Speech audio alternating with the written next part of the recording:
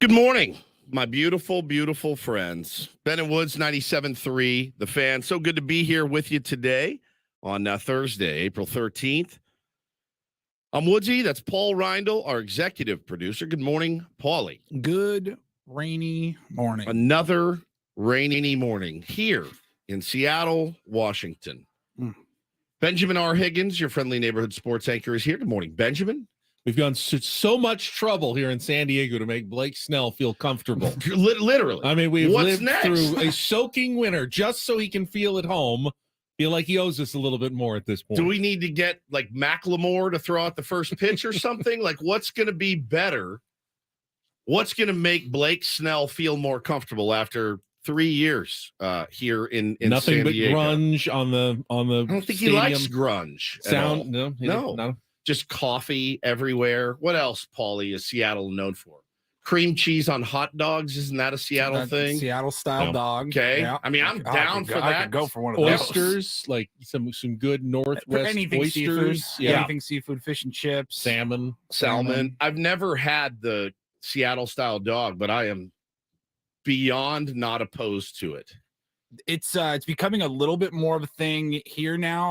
I've noticed street vendors. I think for a while there was like city issues, like you could not get permits For cream cheese or No. for hot dogs? hot dogs, street vendors in general. Because I remember like We got some in bootleg Seattle, cream cheese. Just shut your mouth. Shut up. Just Quiet. shut up. smuggled it in. Yeah. Up in Seattle, like literally every bar or every street corner would have a guy right in front selling $5 like I probably good. That was Shelly's Good job. ass Probably hot made dogs. six figures. Shelly's dude. Yeah. job was outside the bar selling hot dogs with cream And cheese. dude, they had the big like the on them. Costco buns. You know they're not sourdough, but like they're the bigger, Bigger the buns. bigger Yeah, hot dog thicker. buns. Yep. Dude, one of those toasted with a nice big dog on there. And just put it's some just cream cheese. an onion, usually. cream cheese and grilled onions. Yeah. No other condiment. No mustard. No ketchup. Not ketchup. You could eat it normal. The recommended condiment, barbecue sauce. Oh, I can see that. I bet you, that's good. You spread the cream cheese on like Yeah. toast. It's a toasted bun. Sold. Throw the dog on, some grilled onions, and a little sauce. barbecue sauce. Mother Dude, of God. I am telling you, it Mother is- of God, that sounds It good. is unbelievable. And when you're drunk and walking out the bar, you're like, give me 3 of them. It's Chicago dog. Took me a minute to get used to when I moved up there, but man, now if you get a good one, there's nothing like it in the entire universe. Paulie just enlightened me, though, and I hadn't realized that about some sort of change in permitting in San Diego. I see Because them a lot more now. you know, at Petco Park a few years ago, you'd walk out. There wasn't people out there. Now you walk out of a game and there's 15 hot dog carts lined up for patrons who are walking back to their automobiles. It smells so good, or man. the trolley or whatever. It always smells very, very good. But I wonder, well, why all of a sudden did everyone just get the same idea at once? I bet these people might still be hungry at the end of a game. Yeah. Let me go sell hot dogs. But Permitting, probably. a permitting issue has cleared up, allowing more vendors to show up outside the ballpark. Well, that's a light touch on Blake Snell, but I can assure you, the dear tier ones out there listening, there will be more Blake Snell talk. There will be more Blake Snell discussion. There will probably be some Blake Snell defense of some sort, but there will also be some Blake Snell. I just want to have an open, honest conversation about Blake Snell. And we talked a little bit yesterday about what we could expect. We kind of knew what we were going to get. Not nearly as bad as it's been, but not nearly as good as it could be. And I think there are bigger problems as well on this squad than a guy that goes out and throws every 5 days. So we'll get to all of it. A frustrating loss, certainly. Really, really ruined my nap. I was going to nap after the game, and would have been easier to nap after a nice, comfortable win and taking 2 or 3 from the Mets. I was so worked up, and I guess I pissed off. I was so worked up that I couldn't even nap. You're not going to like my hot take. I'll tease it for you. What is it? It's not Blake Snell's fault. Okay. It's our fault. Mine and yours. Yes. And Paulie's. Partially. Why? Mostly us. Well, I'll explain. That's Okay. my tease. That's your tease. What the for F when did I we do? discuss. Yeah, what did we do? Not as much, but I feel like you and I especially are responsible for what has happened here at the start of the season. Okay. Well, I mean, I like that. all right. Yeah, I'm interested in hearing. When are we going to do that? At 6:35? Yeah. All right. When we wrap up the Padres loss. Okay, that's fine. That's fine with me. I yesterday, so I didn't get to nap, so I was a bit grumpy. And then I went to pick up the boys from school, and as I do, and I loaded him in the car. And as soon as I put my 2-year-old into his seat and clipped his car seat, he hit me with this. I go to desert. You want to go do what? I go to desert. You want to go to the desert? I go to desert. The desert. I go to desert. You want to go to the desert? I go to desert. Desert. Bo just laughing. Desert. Now, are we talking, golf vacation? Are we talking Sedona? I go to desert. What is commune? Are we heading out to Coachella is this weekend? Glamis, perhaps? and doing Glamis, some yeah. Off-roading. There's a lot of different deserts that apply. I go to desert. He didn't stop. And I said, okay. Let's go see Major Garrett out in Borrego, perhaps. I go to desert. It could be Coachella. Coachella is this weekend, and many of you right now listening are collecting your clothes and your outfits and your, undesired, your narcotics and getting everything hidden, ready to go. And I've done 7 Coachellas in my time. I'm 47 years old. I have a family. I have no business at Coachella listening to. What was the best one? Or I guess best performance, like best act. You're like, this was Seeing GNR reunite and play Coachella was badass. But they didn't sound all that great. But I mean, Queens of the Stone Age were amazing. Were you there for the Tupac hologram? Yes, I was there for the Tupac Everybody hologram. that was there, and he didn't do drugs, and he thought somebody slipped him Yes, something. it was it was the nuts. freakiest thing I've ever It seen. was nuts. I think I always assume everyone's been to Coachella, but I'm sure they haven't. I've never been. Yeah. Can you tell me exactly? So, like, what is it like? I've heard it's out in Indio. Mhm. It's like in a big field. Yeah, In the India. Polo Grounds. I went Polo to Grounds. Stagecoach for one day, and Somewhat similar, yeah. but different. But they set up like various stages. Yeah, there's stages around. everywhere. How does the music not bleed over? Do does. they all take turns? No, or it does. It does. It's Okay. This guy is at 4:10, and if you like him, but then you have to make choices. I mean, there was one year that I go to desert. it was laid out for me. Like, it was all my favorite bands. The Afghan Wigs played, the Cult played, Chino's band Crosses played at like 2 a.m.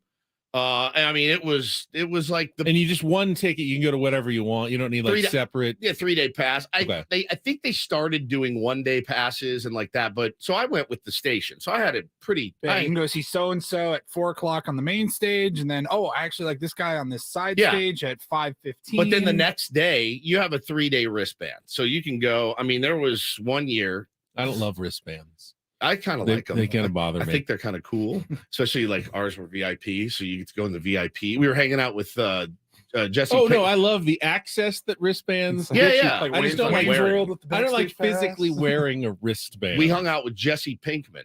What's his name? Aaron Paul. Aaron Paul in the VIP. That was pretty cool. God dang, at that time It too. was huge. one of the I mean, biggest- it was unreal. But like the access I had was cool. So the way we did it, this was rad. We would have a house, a Coachella house, and it was the FM 94.9 Coachella house. And you would go, park your car and get your room, and you'd go downstairs and there'd be a band playing. A lot of times you knew them, a lot of times you didn't. But I was looking back this morning. But in the house. They There'd would be a come by band. and interview, and the Black Keys would play acoustic, or interviewed Devo, interviewed Spoon. All Is it the like these our spring heroes. training trips, Yeah. but but with musical music. bands stop by? Were you guys on the air, or was it On the air. recording and playing it the next week? On the air? Yeah. Yeah. We played it on the air. We do an interview live. I met huge MGMT, like huge bands and stuff. They would come by. Some would play, some wouldn't. Gary Clark Jr. came by and played. Courtney Barnett came by and played. Brought us all to tears. It was really special.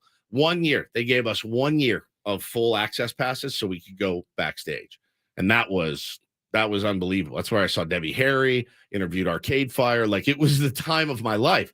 Well, the bands have slowly started to disappear from Coachella, and it's guys in their laptops, and I mean that's what's popular. So I've aged out. Many of you are getting ready today, so maybe Maybe that's Taylor is wanting to get out there and be with his I people. go in desert. He didn't stop all night, Ben. And the whole being a parent is just asking, Is it possible that he's confusing desert with dessert? No, I know a lot of he adults knows what dessert can't is. spell the difference It's true. between desert and desserts. It is just it's unbelievable. So I then I get home and I walk inside. Hannah goes, "Will you take the dog for a walk?" I said, "Sure." And she said, I said, "All right." And Taylor goes, "I want to go." I said, "All right." So we're walking down the street, and again, 40 times. I go in desert. And I go in desert. I said, "We're not going to the desert right I now." go in He really desert. grabbed on. He glommed onto that idea. Yeah. I all go of in those things. desert. I want to go to the desert. And I finally said, "Buddy, we will go. I promise you we will make a trip to the desert. I I swear." go in desert. Lays down on the ground on the concrete, has a full-blown full-blown temper tantrum. My neighbor's out of his garage looking at me. He's pounding on the ground, and I'm like, "Oh my God. I got to get this kid to the desert ASAP." So finally got him up, dusted him off. I said, "You want to get some gum?" He goes, "Yeah." And then the gum is what flipped it. So I gave him a piece of gum and all was fine. But this desert obsession that my 2-year-old has is really, really something else. But man, it's the parenthood thing continues to shock me and surprise me every single day. And you never know what you're going to get. It truly is a box of I'll chocolates. say I've been a parent for 19 years. I've never had a meltdown over the kids wanting to go to the desert. Right. That's new. That's a new one. It was a new one for me. I've seen many meltdowns before about, I want this, I want that, but never because he really, really wants to go to the desert and made it clear. He's a repeater.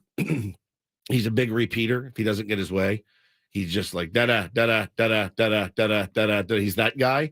And but no, man, he's a gem for sure. But no, we're not going to the desert. I'm not going to Coachella. I don't think I'd go to Coachella if you forced me to against my will.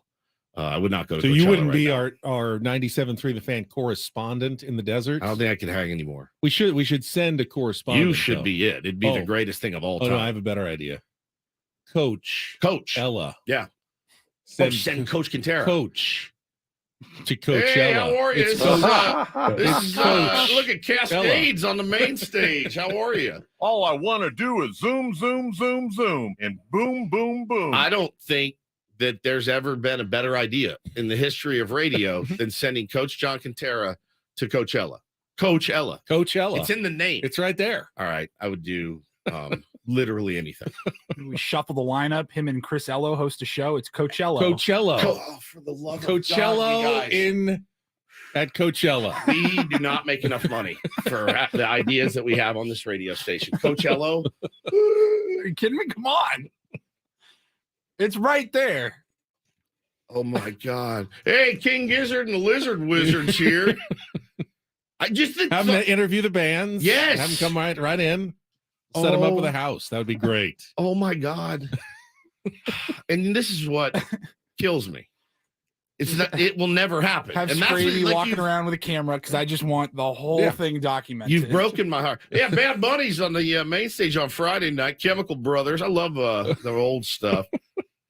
You see Boy Genius, Rosalia, Blackpink, and Frank Ocean. I mean, the lineup for me. Yeah, Just, I've been to the Frank Ocean.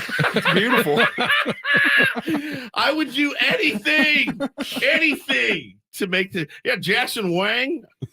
I know him. Yeah, I want this. I have to have this. Speaking of Chris Ello, congratulations to our colleagues, Yeah, Chris congrats, and Tony, fellas. on 5 years anniversary yesterday. We just celebrated our 5-year, about a month ago. Yeah, we did. And now they got their 5-year anniversary together Yeah, as well. Metro Boomin playing on Friday night. I mean, bro, please, God. I wanted to send you to the EDM festival that they have here across Chrisid. Because there's no they don't like vowels. I'm surprised they haven't taken all the vowels out of Coachella. So it's just CHLL. Chachel. I wanted to send you to Cross in your dog walking hat more than anything. I'm gonna happen. It's gonna happen. If we're not gonna get Coachella, I'll go. If Coach will go to Coachella, no. It's right down the street. Coachella's it's a journey to get out there, but I would do anything for that content. I would do anything for that content next year. Anything. Speaking of content, we've got some Thursday content for you Coach today. Ello. God dang it. Includes our Smart Baseball segment with Eno Saris coming up at 8:35. We'll check in on the Padres in the minor leagues with Matt Friars, Kevin Charity. Going to join us at 9:35 this morning, but we do need to talk about a couple of struggling Padres. Blake Snell, just one of them, got fans a little up in arms this early in the season as the team comes home to start their second homestand of the year tonight against the Milwaukee Brewers. We'll get into all of it coming up later this hour. Unlikely musical collaborations. You might see one at Coachella. Woods' daily ditty selection is coming up next, and we'll get started here. It is Thursday. Glad to have you with us. Throwback Thursday. We'll play some real or fake. We'll go back in time in the Ben and Woods show to see what happened on this date or this week in Ben and Woods history. A couple of really, really good ones. Is all coming up ahead. Don't go anywhere. We'll get started with a check of traffic and then off and running here on San Diego's #1 sports station, 97.3 The Fan.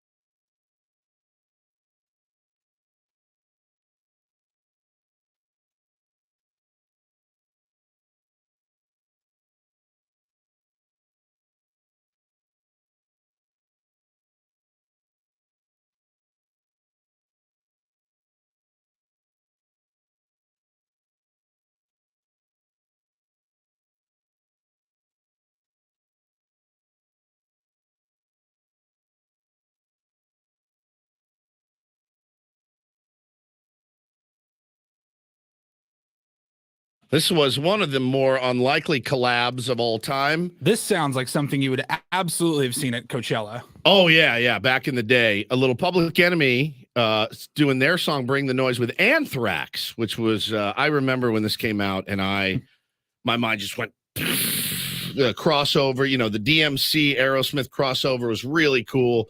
Brought Aerosmith back from the grave. They were in a cocaine heroin hole, and they did that crossover with DMC, and then they put out a record and it went huge. Run DMC brought Aerosmith back from the dead. Yeah. And then when PE collaborated with Anthrax, I remember that summer. It's all I listened to. I love Public Enemy so much. I actually like Public Enemy more than I liked Anthrax, but then that song made me like Anthrax a little bit more. I bet you missed the Anthrax movement entirely. Yeah, I'm not really that familiar with their Kind of like work. a speed metal band. Yeah, but legendary bands, two of them getting together and just shredding. Bring the Noise. So there you go. It was unlikely musical collaborations. It was a very interesting topic, or what would you call it? A category by Paulie this week. You're listening to Ben and Woods. It's 97.3 The Fan. And we are going to be talking some Blake Snell. We've been talking some Blake Snell throughout the break. A lot of scenarios, a lot of what ifs, a lot of finger pointing, not at each other. Even though Ben does say he's going to blame us for yesterday's loss to the New York Mets. I'm reticent to take the blame, but if he makes a good point, I will agree with. Well, I don't know that we're responsible for the loss. We're responsible for how everybody feels about Blake Snell at the moment. Are we? I think so. You may have a point here. Yeah. You may have a point. I think we got a little ahead of ourselves. Speaking of getting ahead of ourselves, Padres back home tonight against the Milwaukee Brewers. Good to start the second homestand. Who's on the bumps? It is undecided for the Brewers. TBD against Nick Martinez for your San Diego Padres. I am curious, after the first opening homestand brought record numbers, the opening series breaking the Petco Park 4-game series record, what kind of crowds we're going to see at Petco Park. Is that just going to be the norm now all season long, with most games 40,000 plus? I mean, tonight is Juan Soto bobblehead night, right? Yes. I believe so. And then we've got, Friday, Saturday, Sunday are always going to be big days, especially, early in the season. You figure it's going to be packed. And then Tuesday, we talked about, is the Trevor Hoffman jersey giveaway. We modeled that one on the show yesterday. So now, the players aren't wearing throwback jerseys that day. The players are wearing throwback jerseys on Monday, not the Tuesday, Trevor Hoffman. Okay. They're going to be wearing the PCL Padres. Very cool jersey. Shelly wants me to get her one of those hats that you had, the S.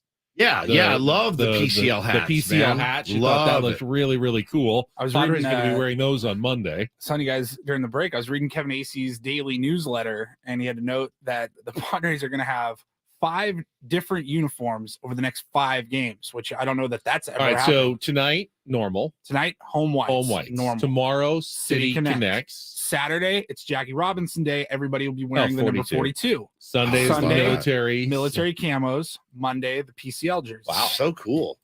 Yeah. So cool. Love it. I think there's some people who will go, hey, just wear your uniforms. But I like to mix it up, and I bet you the players like to mix it up too.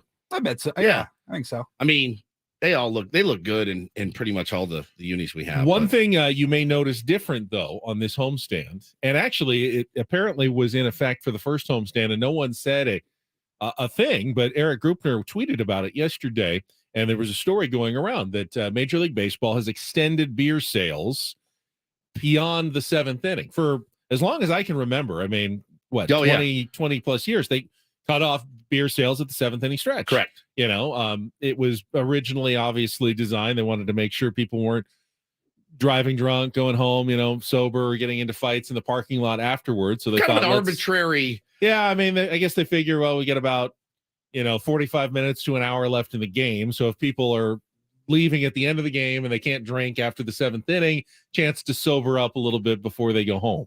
I don't know if that ever truly worked or not. If you're the team, it covers your ass a little bit. Correct. Yeah. But people with the shorter games, there was actually, some fans in the first homestands who were saying it's not enough time to get concessions. We should open it a little bit. And I saw that some teams had already extended it. And then Eric Grupner answered a question on Twitter and said, yeah, we actually in the first homestand into 1 out in the 8th inning, that we've extended beer sales at Petco Park. Well, somebody had asked me because we're having Group Dog on Friday. Paulie and I will. You'll be on vacation tomorrow. I'm on Is that jury tomorrow? duty. Yeah, Tomorrow. vacation. Jury duty. Vacation. Jury It's a vacation duty. from your problems. They wanted us to Someone ask else's him. problems. I'll be going. That's true. They wanted us to ask him that question. Should I not bother asking him that question? You can get him to perhaps Elaborate? clarify or elaborate, yes, on it. But he did tweet about it yesterday. Okay. I noticed that it was not like an official tweet. It was just a response to someone. So I didn't know if everybody had seen that. And I thought, well, that's interesting. Now, Would it maybe be? Do you think we could ever see it where they would maybe open the gates earlier now? Yes. with I think that with would quicker be, games. I think that would be the move, you know, right? we've heard the concerns like, oh, the team's going to lose money on concessions. I don't know that they will. It does suck that if the lines are long, like you may miss like 2 to 3 innings. Yeah. Going to grab a beer or something. now this is a very American thing as well. I've been told, like in European soccer matches, they sell alcohol through 1 hour after the end of the game. Yeah, when that do you gates can open stay. for 6:40 start at Petco. Gates open at Went down to the Cholos game. The place was a party for like 4 hours after the game was over. Clubs, cocktails, people stay and party long into the night after the game is over. Yeah. But, at a baseball game, we're used to final out and you file out and you leave. You Yeah. go do something else. I've already been gone for an hour, That's but true. at that point, but yeah, I don't want to, I don't want to step in it or anything, but for me, it doesn't affect me one iota. I grab my food when I get there, and then I sit, and You then should always be responsible no matter what. right, and you know. I don't drink at the games. That's like work for me, so I don't go get plowed at the Yeah. games. But if you and- live downtown, you're walking yeah, or you're hell taking yeah, the trolley, have a ball. I'm not judging you. I doesn't- don't care. doesn't feel like you should be forced to cut off. If you wanted a beer after the 7th inning, you shouldn't have to leave the ballpark necessarily to get it. It's an So, interesting conundrum, though. I mean, it is. If you're it is the parking down there is nuts. So people are driving to the games. It. It's not like the parking lot's empty and everyone's on bird scooters and Ubering to the game, because you can see the parking lots are jam packed. So that there's people drinking. That there's people getting in their car and driving home.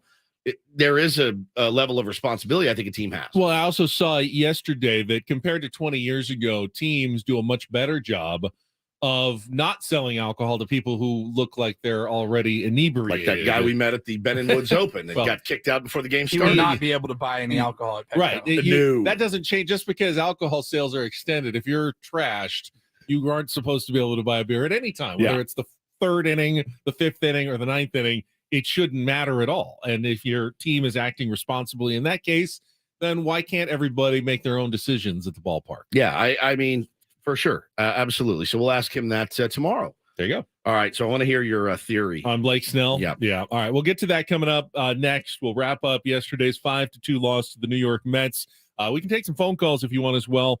I know some Austin Nola opinions are floating out there among the Padres fan base as well. Yeah, 833 There's a lot of hot sports opinions, and I can't say that I disagree with a ton of them. 833-288-0973. It's Ben and Woods on San Diego's #1 sports station, 97.3 The Fan.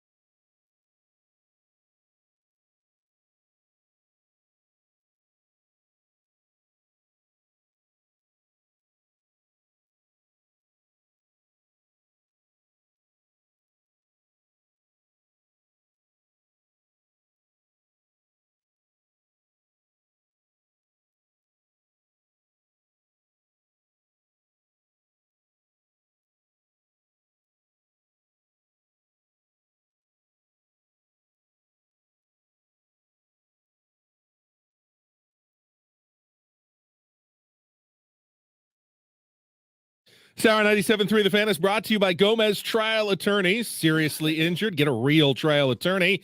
Get Gomez. If you've been injured in a car, truck, or motorcycle accident, Gomez Trial Attorneys is ready to fight for you all the way to trial. Get a real trial attorney. Get Gomez. Call 833-GET-GOMEZ. Maybe I'll be on a Gomez case tomorrow on jury duty. A real trial attorney. That would be a conflict. That wouldn't you? That would be a conflict of interest. I said, yeah, I just read an ad for the lawyer right there. I can't serve on this true. Jury. That's You'll true. have to excuse me. You're gonna get Perhaps. picked. I think he would love like a month-long trial. Sequestered, It'd be like a where they fun. put you up in a hotel and you're not allowed to watch television for a month. Oh, you'd be so happy. You would just sleep, and We're screwed. I'd feel like I was missing. Everything was passing me by in the world. well, if you get picked, we're just gonna take that time off too. So you know, Well, that's a threat then to the legal system. it is. All right, we're going to wrap up the Padres loss yesterday. Talk Blake Snell. Hate it. And I got some numbers for you. We'll come back and do that after a check of traffic on 97.3 The Fan. From the Premier Cadillac of Carlsbad Traffic Center, part of the Premier Auto family, here's Kelly Danek.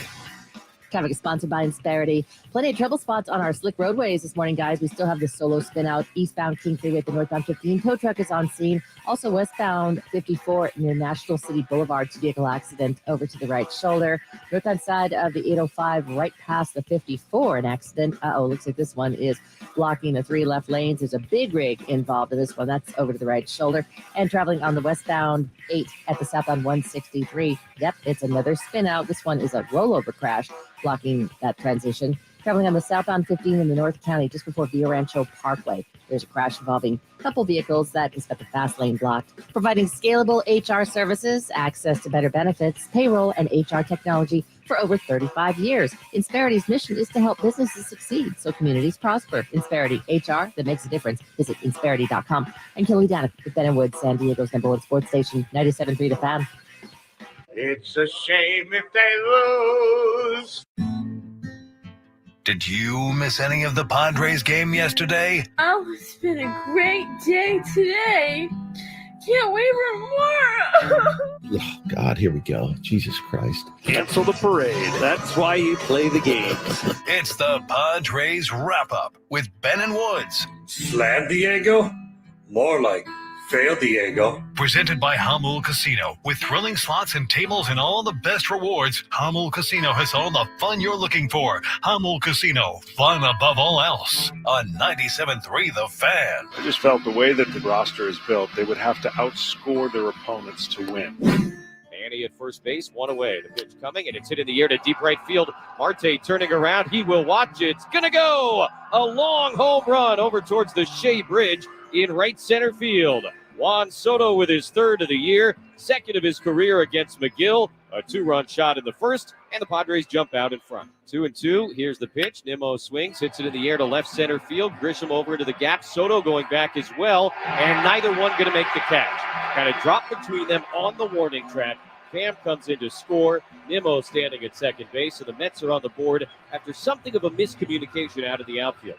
Is the 1-1. Lindor hits it well in the air, deep down the left field line. Soto over. He is watching. It's going to go. A home run for Francisco Lindor. Cut it through the wind and left. Never got that high. That might have helped. And for Lindor, his second home run of the season. And this game is tied 2-2 in the third. Here's the 2-0. And Alonso swings, hits it in the air to deep left center field. That's a no-doubter.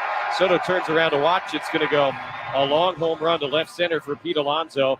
And the Mets in front for the first time today. It's 3-2 here in the fifth. Here's the 2-1 pitch. Ground ball to the right side, and it got through for a base hit. Escobar rounding third. Throw coming from Dixon is cut. Cronenworth's throw goes to third, not in time. RBI single, Brandon Nimmo. His second RBI of the day, and the Mets get one. It's 4-2. Here's the 2-0 pitch. Pham swings. Ground ball to the left side. Manny reaches for it. Can't get it. Into left field and a base hit. Alonso rounding third. He's going to score without a throw. The walks come back to get Honeywell here in the seventh.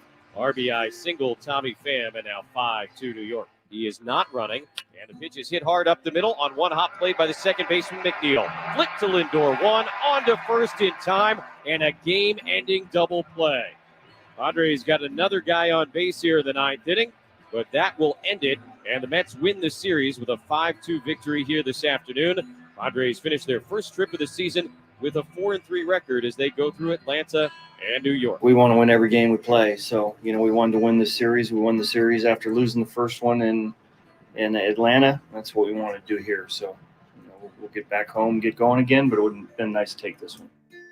Didn't happen as the Padres fall 5-2 to the New York Mets. 4-3 road trip. Nothing wrong with that against those two teams, but it could have been better. Absolutely. There were a couple of games that you felt like the Padres clearly could have had on that road trip that they were unable to secure. Who started both of those games? Blake Snell. Yeah. Actually, this season, Blake Snell started 3 times and accounts for 50% of the losses this season for the Padres. 3 of the 6 times they have lost have come in Blake Snell starts. He's only been tagged with 2 of those losses, but 3 of the games he started, the Padres have lost all 3 of them.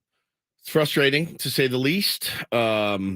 I like Blake. I do. As a person, I think he's hysterical and feels like a guy I would want to be in a clubhouse with. But I was pretty frustrated after yesterday's start. And, hey, make no mistake, wasn't his worst start he's had in the Padres uniform. It really wasn't. Bob Melvin said after the game, it was some good stuff I saw, but, the walks are killer. And I think the other thing, too, and I know it's fashionable and probably accurate to want to see Campusano more than Nola right now. I think that's probably a good idea. They showed a little post-game action. Sweeney was talking about on the post-game. They showed all the stolen bases yesterday. 100% of those stolen bases were Blake Snell's fault. And when Mark Canha is 3/4 of the way to second base, Pudge Rodriguez isn't throwing that guy out. Yadi Molina is not throwing that out. I've never seen a worse move on a left-handed pitcher in my entire life, ever, at any league, at any level. The high leg kick, they're gone. Tommy Pham swiping bags, Mark Canha swiping bags. The walk turns into a double. That's a problem. You're not going to win baseball games that way. And I don't know if all of the new stuff, because the other thing that honestly kind of infuriated me yesterday was the video that came out. SNY tweeted a video of Blake Snell pulling the pitch comm off his belt, walking up to the camera, holding it up and saying, terrible, and then walking down the clubhouse. So I'm sitting there watching and I'm going, I've been that guy. I've been that guy that looks at my driver after I hit it 250 yards out of bounds. I've been that guy that boots a ball and then looks at my glove. It's not the glove's fault. It's not the driver's fault. It's not the pitch comm's fault. It's your fault. It's my fault. Wear it. Own it. I think that's really what I want as a fan. Is just accountability. I've not been good enough. You saw the full story on that. I did. Pitch com. Which actually made it worse. Specifically on Pete Alonso's at bat. The story, Blake Snell makes said, it worse. I wanted to throw a slider to Pete Alonso. Right. So I hit my pitch com and I missed the button and I hit the fastball button. I tried it again. I hit the fastball button. I was down to 2 seconds left and I didn't want to take an automatic ball, but I didn't want to cross up Austin Nola, who was going to be expecting a fastball, not a slider. So I threw the fastball down the middle, 93. And Pete Alonso hit it for a go-ahead home run that wasn't even the pitch he wanted to throw. That logic makes no sense to me. Can you not call time? You can step off. I don't know. Had he already used his disengagements? There was no one on base. Who's gonna in what universe? I guess technically it's a mound visit. If you step off at that point, in what universe is gargantuan home run better than a ball 3? I just that logic to me made it worse. It's not the pitch comm's fault. And again, if you don't want to throw a belt high fastball to Pete Alonso, who is the leading home run hitter in the major leagues, then spike one. Throw it in the dirt. We have Bob Melvin talking a little bit about the that pitch com issue with Blake Snell as well, Paulie. Everybody does from time to time. You push down a pitch and sometimes another pitch comes out. It felt like it a little bit at times, but not an excuse.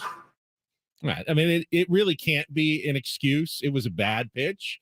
Maybe it wasn't the pitch he wanted to throw, and had he thrown the pitch he wanted to throw, it wouldn't have been a home run by Pete Alonso, but you got to be responsible for the pitch you throw. And I would say given the option, I don't know what Austin Nola had to say about it. He'd probably rather get crossed up and have Blake Snell throwing the pitch he wants to pitch 100%. rather than him laying one in there to Pete Alonso in that situation, who is Major League Baseball's home run leader. Correct. You can't make a mistake to that guy. Above all others in the Mets lineup, he's the guy. It's just frustrating. You know, and honestly, I thought that was really, I mean, yes, the walks and the pitch count are very frustrating, but the run he gave up in the second inning, shouldn't have scored. That ball should have been caught by Juan Soto or Trent Grisham. That was miscommunication. That was a run that was charged to Blake Snell that shouldn't have happened. The home run by Lindor, he hit the mitt.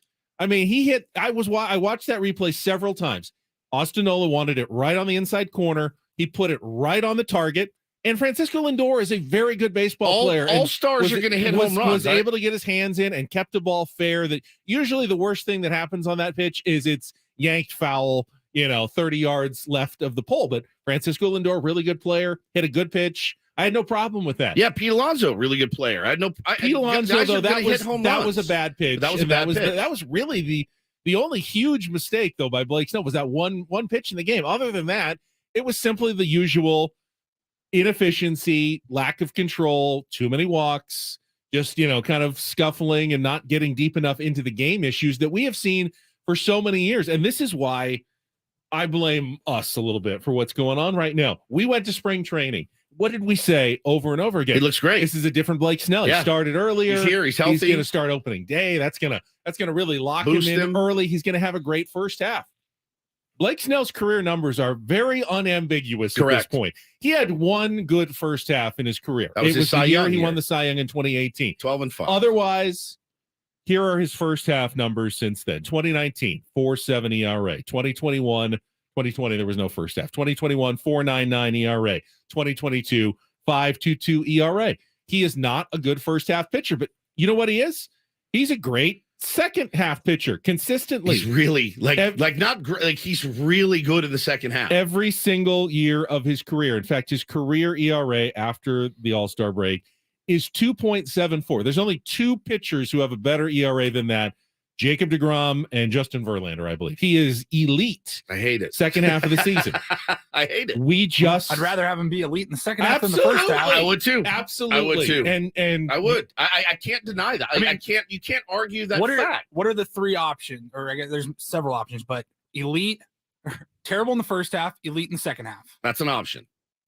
Okay, elite, all the way through. Elite in the second half, terrible, or elite in the first half, terrible in the second half. You don't want that. You don't want that. Average all the way through. You really don't want that. You take of those three, you take the first one. Struggle in the first half, which is essentially what he is. And of course, everybody you want good. You want above average. You want all the way elite through all year long. But there's a handful of those guys in baseball. He's not one of those guys. I mean, Sandy Alcantara went out and got his tees lit the other day. I mean, and he's the best pitcher on after the planet. throwing a CG. Yeah, he got torched. It does happen. But again, if you're talking about an aesthetically pleasing watch, it's not.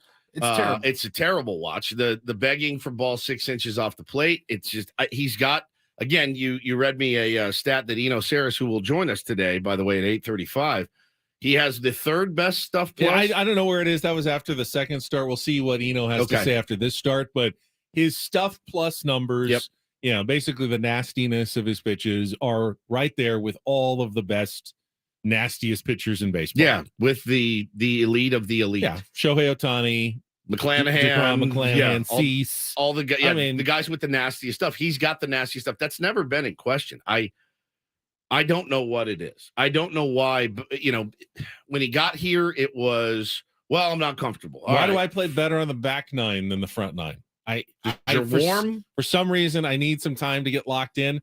For Blake, the season is like there's a front nine and then there's a back nine. That's very true. He gets locked in by the back nine. It's pretty unambiguous. I mean, it's not. This is what he is. But I saw a good tweet yesterday. It said, "Look, first it was the change of scenery, right? We knew that. He said it. He was very open about it's tough. I don't know anybody here. Fine, all right.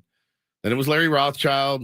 All right, fine. Larry's gone. Then it was Campusano. Don't like throwing him. All right, get you out of there. Then the lockout happened. Now people are saying it's Nola's game calling. Here he is yesterday blaming the pitch count. It's not. It's Blake Snell. Blake Snell. It's in the first half. He's just not very good. And then in the second half, every one of those years when we talked about those excuses, guess what he was in the second half? Really dominant I in the still second don't half of feel the like season. Blake Snell's the reason we lost that game yesterday. And we'll get into it in the next segment. That's a good point. I don't think he should have gone out for the sixth inning. I was shocked at 91 pitches that he was back out there on the mound. I felt like that was going to be a bad inning. You know, you and I were texting Woodsy about it. Maybe he does go out there just for the lefty, Get the lefty out. and then he's done. Good or bad, then he's done, and I'm fine with that. But I was a little surprised to see him go out there for the sixth at 91 pitches. What did we expect was going to happen? a little then exercise I like maybe to we do. score more than 2 runs. We scored. Juan Soto hits a bomb in the first inning, scores 2 runs, and that's it. Maybe that's part of the problem. A little exercise I like to do. I don't know if it helps everybody. When you look at a pitcher's performance on your team, imagine how you feel about it if your team scored 7 runs, and imagine how your team felt about it if your team scored 1 run. Whatever they did, like if the Padres had scored 7 yesterday, we'd be going, yeah, it wasn't great, Blake Snell, but he pitched. He did what he needed. He got the job done. Needed to do what we needed to do to win. Same way. Look, it's a team. Obviously, it's a team game. You're rarely going to find a guy that takes over a game, except for that kid in college that threw a no-hitter and hit for the cycle. It's rare that you see From San Diego. Maybe Shohei Ohtani is another one that can take over an entire game, but you know, we're going to continue this discussion, talking about Austin Nola as well coming up. Hour number 2, Ben and Woods next on 97.3 The Fan.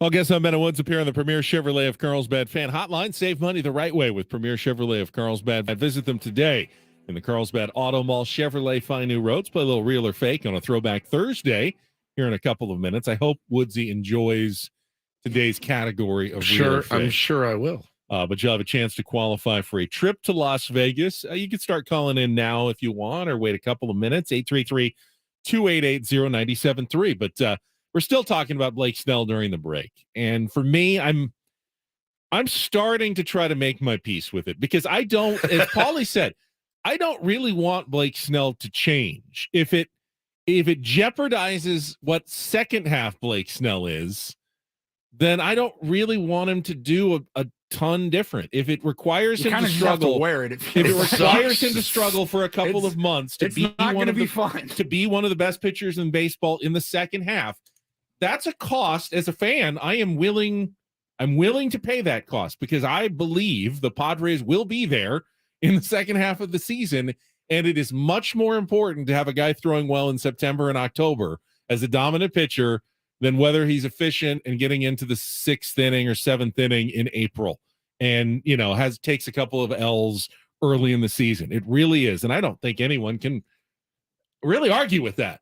It's just, that's the way Blake Snell is at this point. And we're asking him to be something that he's not, but and I know it's frustrating to fans. No one, you want everybody to improve and get better, I guess, in the long run, but this is who he is, and we should stop being surprised and shocked that he struggles in the first half of the season. Again, I think for me, man, it just boils down to accountability. I think it's important. And I don't know what happens behind closed doors. I don't know how it's gone with his teammates and whatever else, but like that outing yesterday was not the PitchCom's fault. That outing yesterday, the PitchCom didn't walk all those guys. You did, and the PitchCom, he got flustered by the PitchCom at an inopportune moment. Yeah. But that's still on him to not get flustered by it. Correct. Or, he says he kept hitting the wrong button. Well, hit the right button. You're in charge of that, and you can practice hitting buttons more if you really want to, if it's that important and you think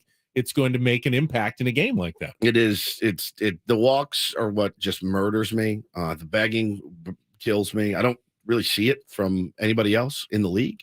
I watch a lot of baseball. I don't see rookie pitchers that are like their first or second start going, oh, come on, man. Like, I just don't see it. And he's a demonstrative guy. Does anyone feel, do you doubt, though, that he's at some point this year going to be dominant and incredible? Yeah, I do it. I doubt it every year. You do Of still doubt course. it? Of course, you can show me. I mean, you show me. I have the numbers, too. He's an elite second half pitcher until he's not. That's it. Like, he's an elite second half pitcher. That doesn't necessarily mean that's going to happen again. So, yeah, I guess I can't sit here, and neither can you, and neither can anybody, and say, oh, guaranteed second half. He's 6-1 with a 2.19. There's no guarantee at all. I mean, one's confidence can only be rattled so much. But pitching better now also doesn't mean he's going to pitch well in the second half. That's exactly right. It's such a weird game, this game. But, for me, it's more about like, I don't question his work ethic. I don't question his ability. I don't question any of that. I've seen people ripping on him for his personal life, and I couldn't care less, man. Guys need to relax. Guys need to do it. I'd rather him be playing video games than, sucking down Budweisers and OxyContin and, getting in fights with his girlfriend. Obviously, like, it's pretty harmless what he does, and I don't think it distracts from his ability. But I do know that on the mound, he's a melter. If something happened, like, you have to play 100% defense behind him. You cannot have mistakes. You just can't. Joe Musgrove, you can make a mistake behind. Yu Darvish, you can make a mistake behind. Absolutely. Nick Martinez, you can make a mistake behind. You cannot make a mistake behind Blake Snell. He will not recover. And again, what really, really frustrates me is the walks that then turn into doubles. Almost every one. The Padres right now have allowed 16 of 17 base stealers to reach so far. 16 of 17, by far the most in the big leagues. Again, I'll put some of that on Austin Nola and his pop time and everything else, but the majority of those are on our pitching staff. Do you feel, though, that you want Blake Snell focusing on something other than pitching at this point? I mean, it's kind of his job. Like, it's kind of It's kind of the job it's not just, if you're just a great hitter, guess what you don't do? You don't play the field, right? If you're a glove man, yeah, guess what? You get to come in the 7th, 8th, and 9th inning to maybe help preserve a lead. It's part of the job. Yu Darvish is just as bad or He's worse not good at holding runners than Blake Snell, but it doesn't bother you as much. It doesn't bother me as much. You know why? Because he doesn't let a walk send him to the death spiral. He doesn't. He knows also, I can get this guy to roll over on one of my 13 pitches, and I can get that double play. I can get, what did he have the other day? 3 consecutive innings with a double play rolled behind him. I trust you as an artist. He knows how to put the ball where he wants. I love Blake Snell. I do. I want him to be great. If you're a Padre, I root for you. I root for Austin Nola. I wanted him to come through yesterday so badly.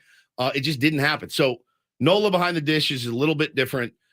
He's really at a disadvantage with the guys that he's working with as far as throwing guys out. He just is. I mean, and they talked about it. They showed if you guys had seen the video and where the Mets were when Nola received the ball, you would have gone, you couldn't have gotten him with one of those T-shirt cannons shooting the ball down to second base. Dude, there's no way. So he's really at a disadvantage there. What really stinks, though, is the offense. For his last 19. A lot of opportunity yesterday to have a productive at bat. Just didn't happen. Yeah, for the rising chorus of people screaming for more Luis Campusano, you're going to get it. You're going to get it. And the clear sign was the pinch hitting appearance by Nelson Cruz late in the game yesterday. That's a sign that Bob Melvin has basically decided that he's going to need to make a little bit of a change. We might do things a little bit differently. He had a really good spring swinging the bat. And then they had the nose issue and has not swung it as well since. I've been reluctant to hit for him. Obviously did there with Cruz later on. We'll see how it breaks up as we go forward. I think nose issue downplays a little bit. When I have a nose issue, my hay fever is up a little bit. His nose issue was taking a fastball directly to the face. To the face. I said it the other day. That could affect someone for a little while. I said it the other day that, we're forgetting he just wore like 96 to the face. Oh. That said, hey man, grab a seat until you're feeling better. Campy had a really nice game the other day. I don't know that Luis Campusano is going to come in and hit 280 with 20 bombs either. If you have the same expectations for Luis Campusano that have disappointed you with Austin Nola, you're probably going to end up being disappointed by Luis Campusano. But real quickly on that, all three of us, we're all on the same page, right? Nobody was surprised that Campy wasn't starting on a morning game right after catching the night game. That happens. You got with every team in baseball. You got to know that one. That's one where you tweet it and you get dragged a little bit because it was never going to happen. That's not something that happens. But would I be shocked if Campusano starts maybe tonight and tomorrow Nope. or 3 of 4 in this series? I wouldn't either. At least 2. I'd be shocked if he didn't start at least 2 of the games 100% in this series. Now they'll need Nola for at least one of the games. If either Saturday and then Campusano comes back on Sunday, or you save him for Sunday day game. But you can't go through the season with one catcher back there 90% of the time. Let me make a small point, and with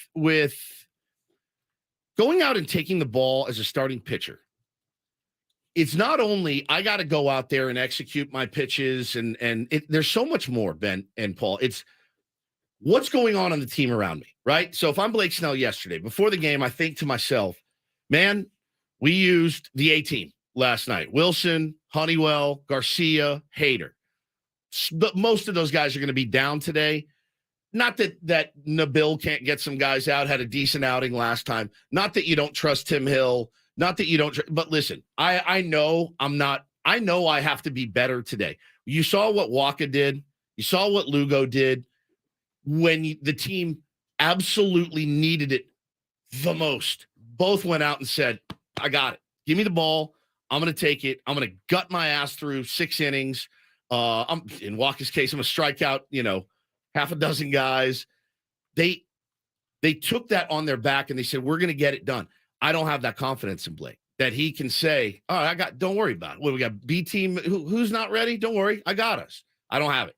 And I really don't have it in the second half either. I think it's not like he goes into the second half, and he pitches better in the 5 and the third that he pitches, but he's not a length guy. It's not like he's going to continue to put the team on his back and say, like, he goes out and he gives you his 5 and a But third. He's also, dominant. he never has, and he probably never will Right, be. probably So you never kind of will. got to just get that out of your mind 100%. now. I agree. I agree. I can't be. You need to want the best 5 innings possible, and And that's anything it. more than that So, is great. the hypothetical that I brought up to you guys. And I said, thought he gave us 5. We were in the ball game for 5 innings yesterday. yeah, we were in the ballgame.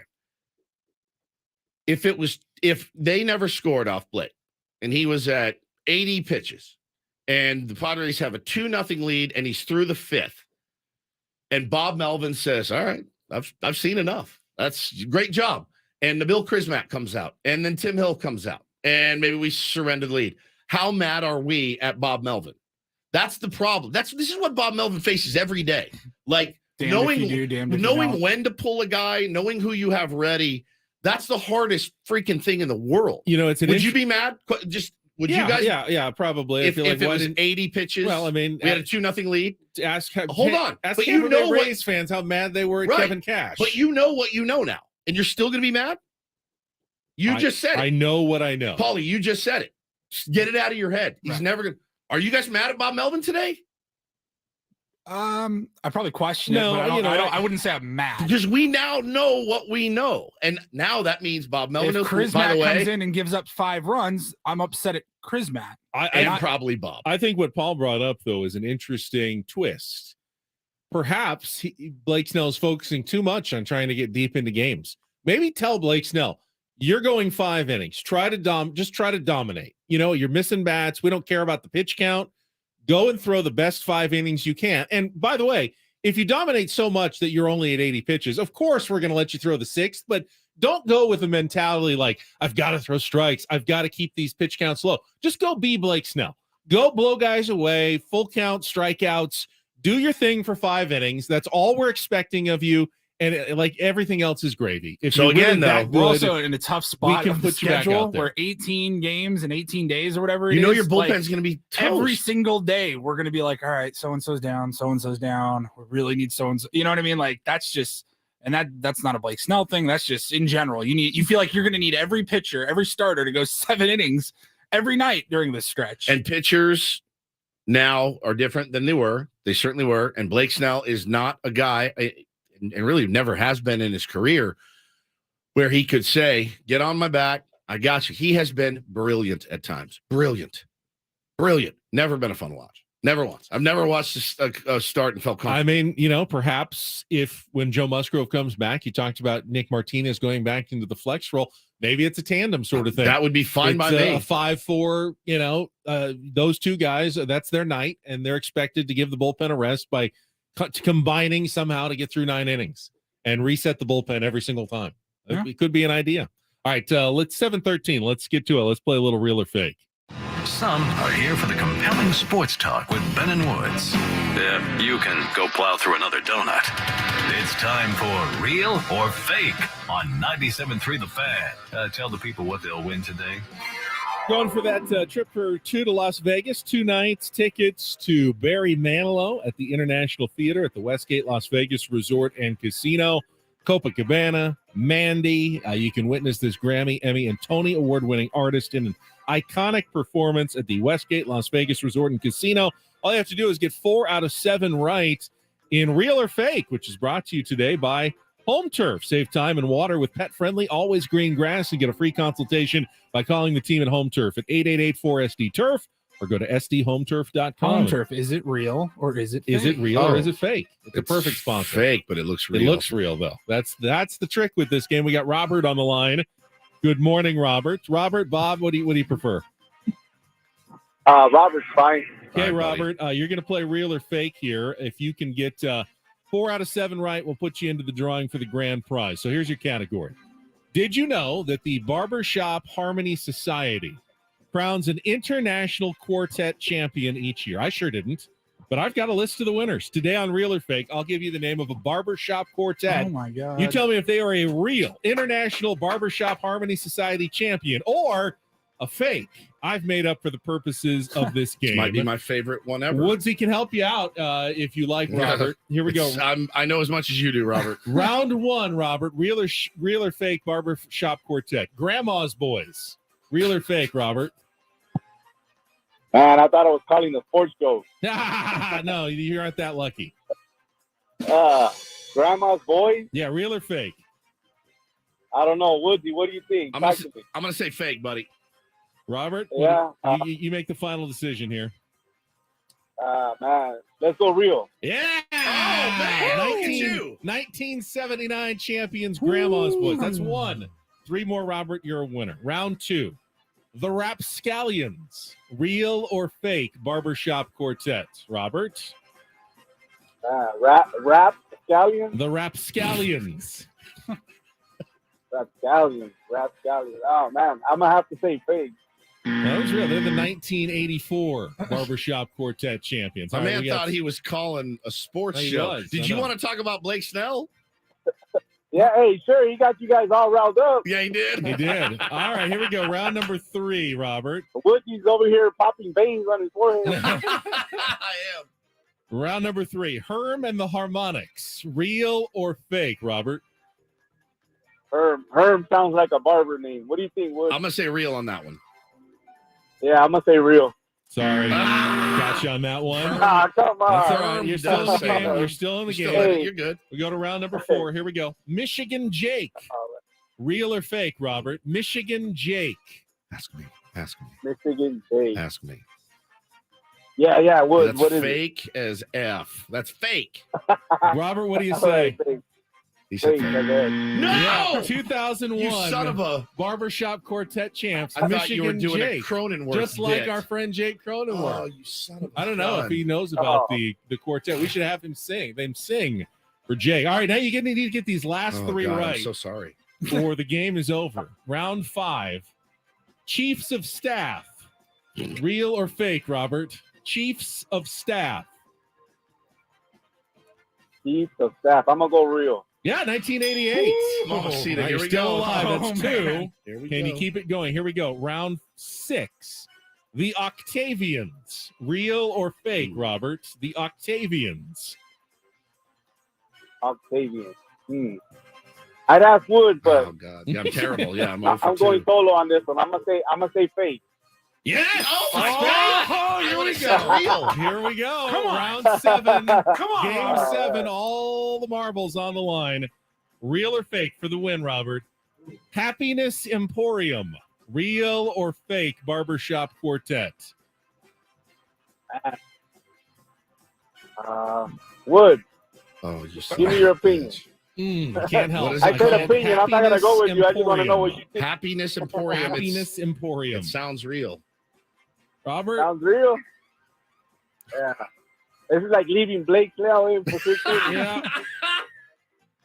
Give me your answer. Oh man, I'm gonna go real. Yes! Yeah! 1975 barbershop quartet champs. I got that. Happiness Emporium. I got that last strikeout when you needed me, Hang on buddy. the line, Robert. Paulie will get your info in one of our most dramatic games of real or fake. Robert, what Ever. a hell of a second half performer there. Very Snellian. All right, I got a little Charles Barkley for. I can't tell if it's a don't do this or a do this though from last night. We'll have to pull the audio, Paulie, during the break, but it's a fun one either way. We'll get to that coming up next with Ben and Woods after a check of traffic here on 97.3 The Fan.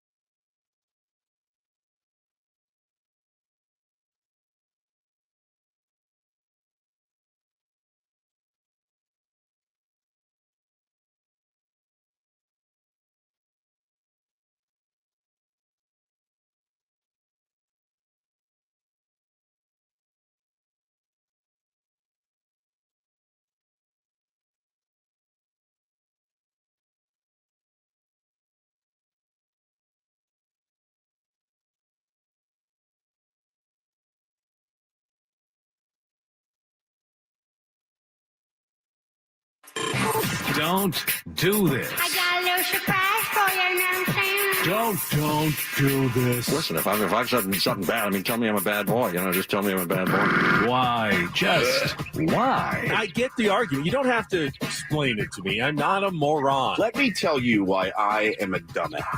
It's time for Don't Do This. Don't do this. On 97.3 The Fan. Listen, probably just called that open. Our never-ending "Don't Do This" on us, which I like that because it's our fault. Such a bad throwback open to our "Don't Do This" segment, which of course is our longest-running segment here on Ben and Woods. If you are fairly new to the program, that's Hannah Woods, Nancaro Woods, and her constant admonition: "Don't do this." To me, yeah, don't do this, and our kids now.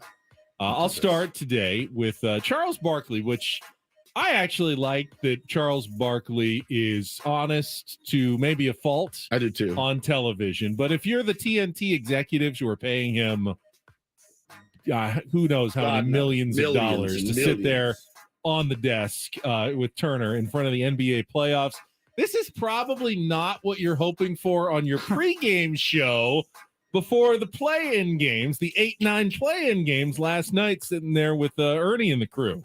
Hey, America, don't be foolish. They want you to watch these games. Oh, my God. Philly, Boston, and Milwaukee are head and shoulders above the rest of these bombs in the Eastern Conference. Now, the Knicks and Cleveland, that could be a really good series. That could be a six. So you're saying the Celtics going to sweep the Hawks? That's what you're saying right now?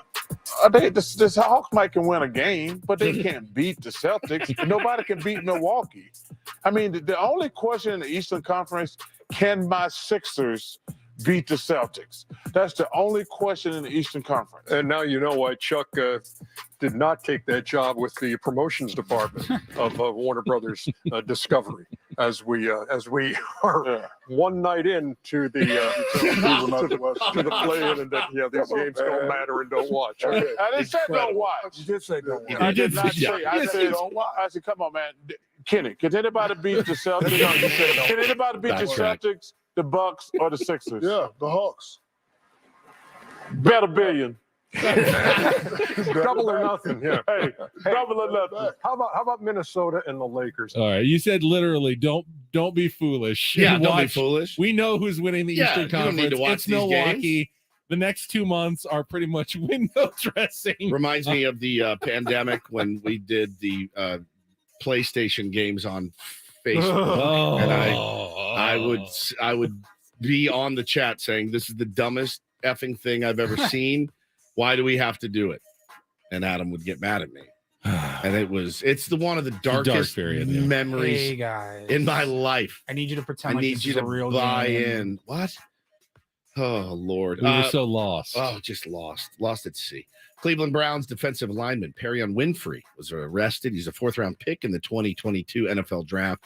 Arrested Monday, got physical with his girlfriend during an argument. They were arguing about a dog and keys to a rental car. He did at one point grab the woman, causing her bodily injury, and bystanders did actually have to intervene to break up the dispute.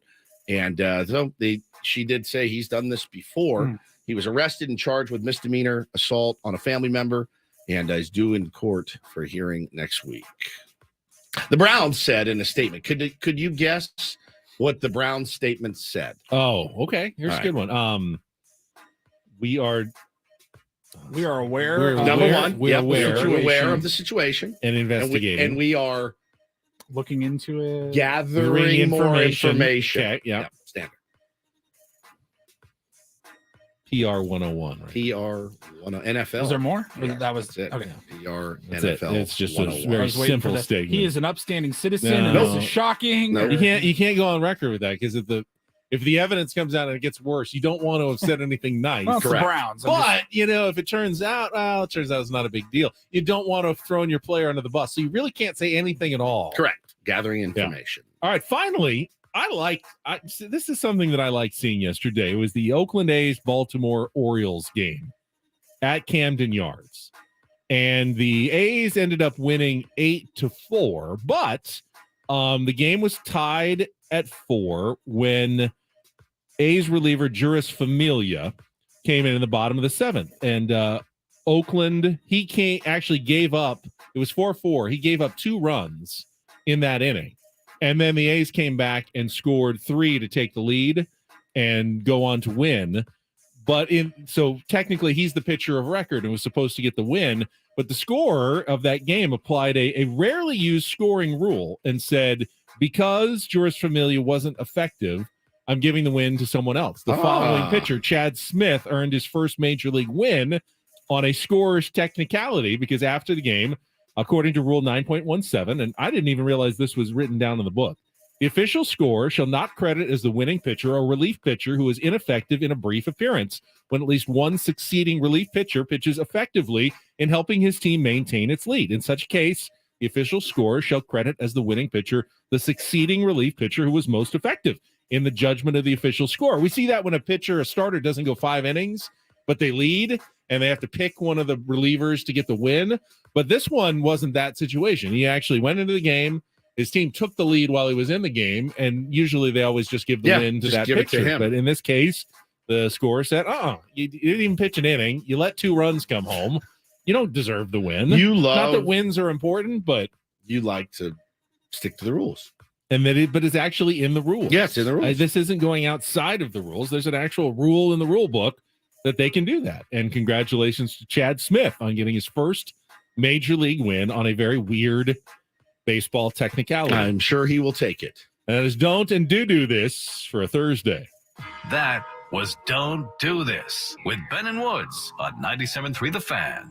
We'll go back to our Padres talk here, 833-288-0973. When we come back, I'm sure you've got some opinions. After we shared ours on Blake Snell, we want to hear yours. So call us up. We'll talk more about the Padres starting pitching struggles. And like everything, have a solution, right? Like if he's not the solution now, what is your solution? What do you do? 3-month vacation for Blake Snell, and then he just comes back. See you on July 1. Comes back after the All-Star break.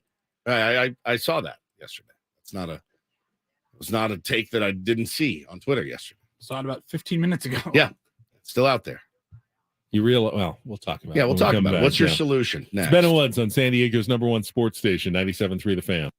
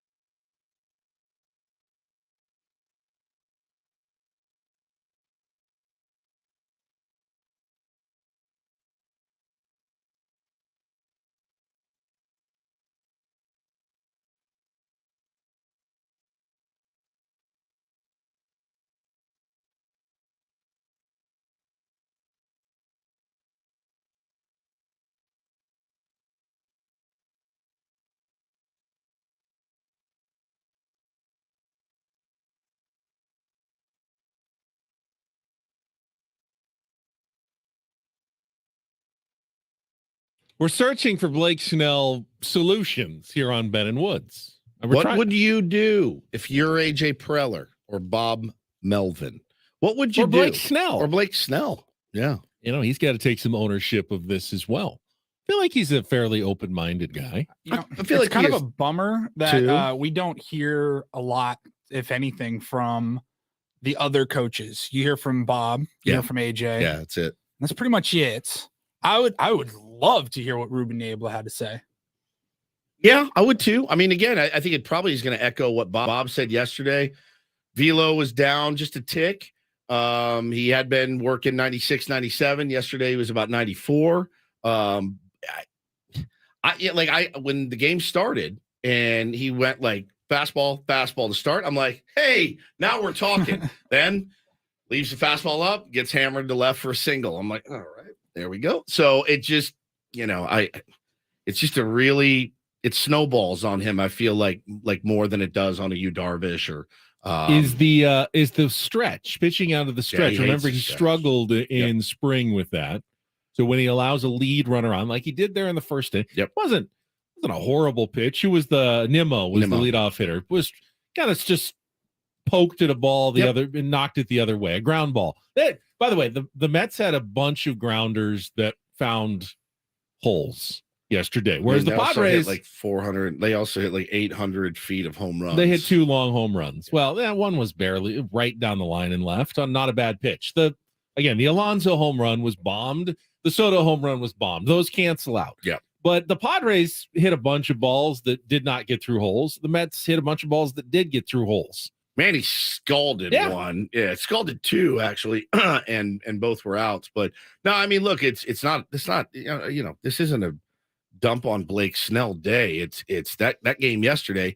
I like the boxing analogy because, dude, Tylor McGill was way out of sorts. I mean, way out of sorts. Was all over the place. Gives up the bomb to Soto, and what that is Buster Douglas, Mike Tyson, first round, boom, cut above Tyson's eye. And what if Buster Douglas had just played rope-a-dope the rest, danced around for the next 20? He's not going to win that fight. So again, you're seeing like, all right, well, there's 2 runs and we're good. Now I know baseball's hard. I know it. I know it's not as easy, but you got a guy on the ropes. You've got to be able to put him away. Well, Max Scherzer was definitely staggering around in game 1 of ring. the series on Monday. Yep. And the Padres just unable to come up with a big hit when they needed it. That's actually been maybe a bigger issue than Blake Snell or anything else. No The doubt. Padres, I think, are second or third to last. Ooh, I just got an idea. With hits runners in scoring position this year. What is the biggest problem on this team? What is right now, the way you look at it? For me, it's pretty clear. The book is out on the San Diego Padres. If you get on base, you steal. Unless it's Ryan Weathers on the bump, if you get on base, you're running. 16 of 17.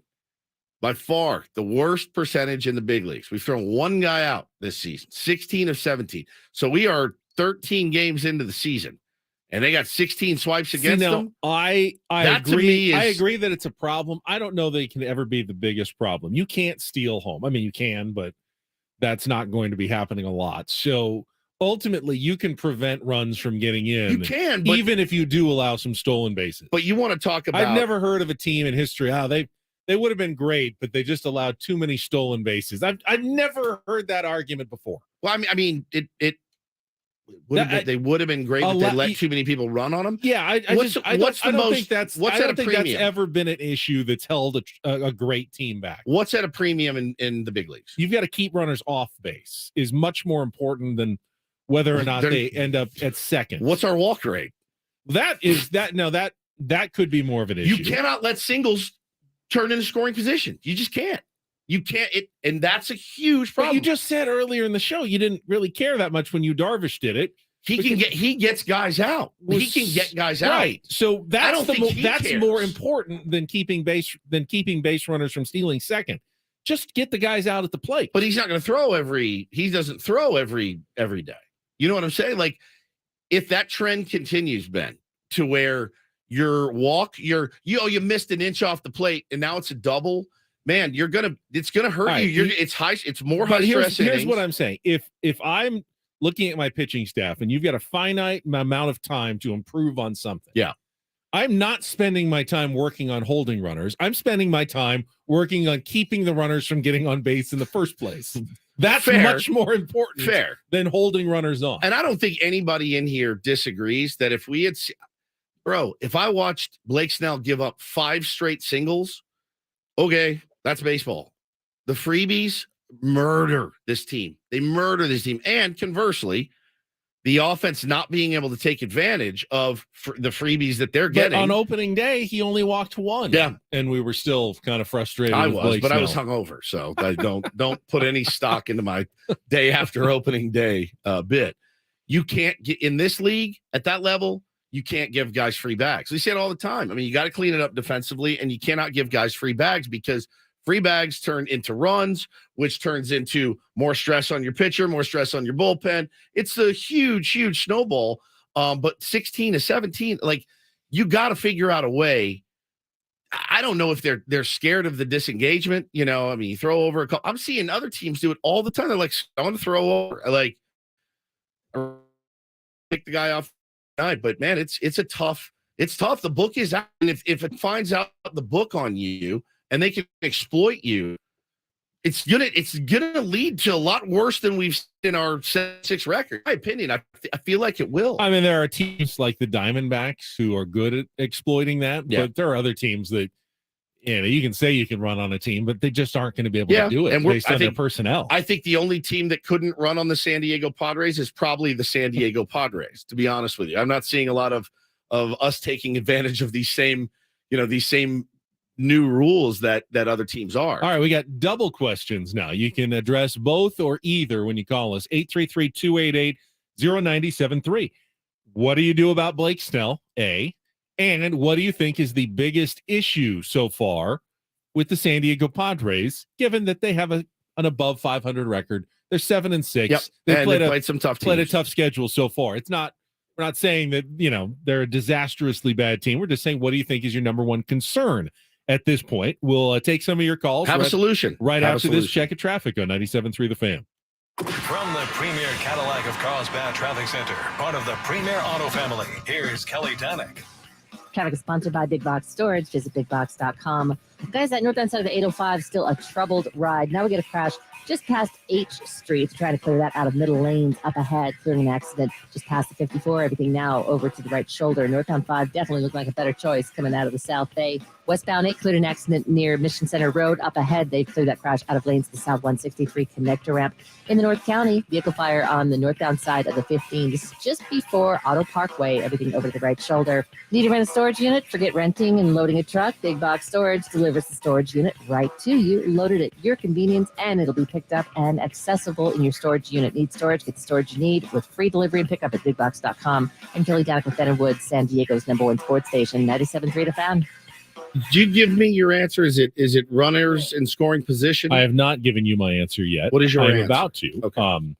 I don't think the biggest problem could be runners in scoring position, because I don't think that's something you can necessarily hitting with runners in scoring position, because I don't think that's something you necessarily can control. Right. I think that fluctuates naturally over the course of a season. It's a tough one to pin. If your slider's not doing what it used to, you can fix that. You can fix that in one bullpen session.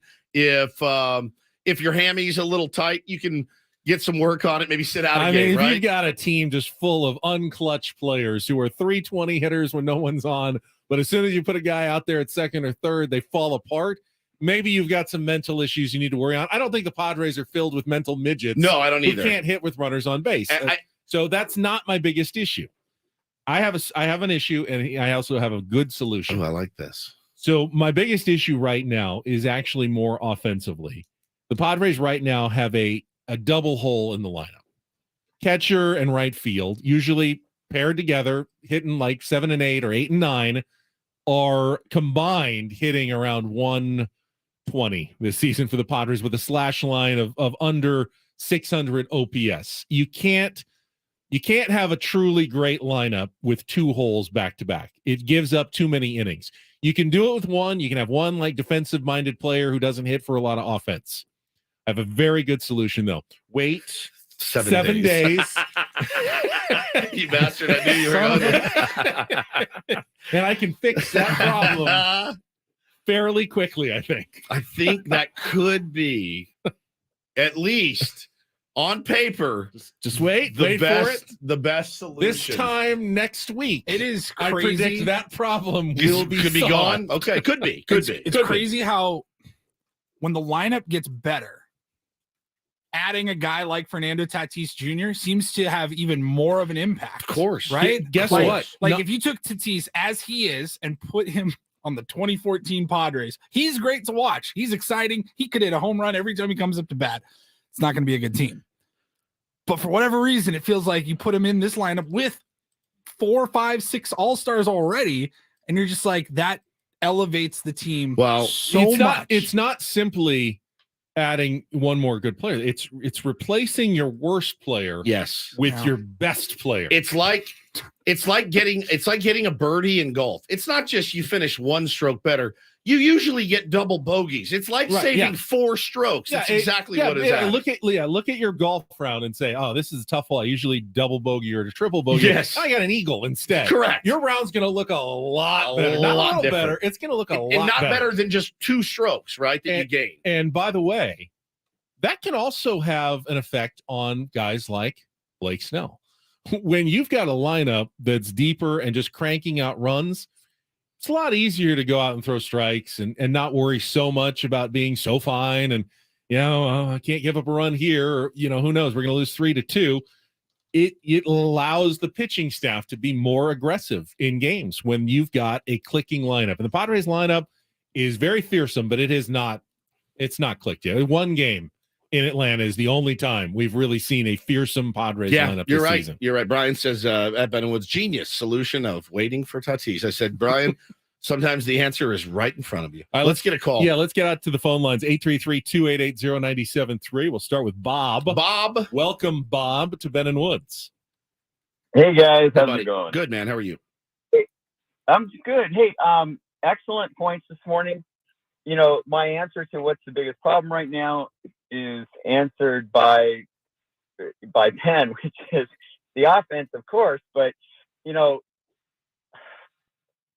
Tatis, I honestly believe, and I hate to put everything on one guy, but I think he just takes the pressure off of everybody, including the Blake Snells of the world.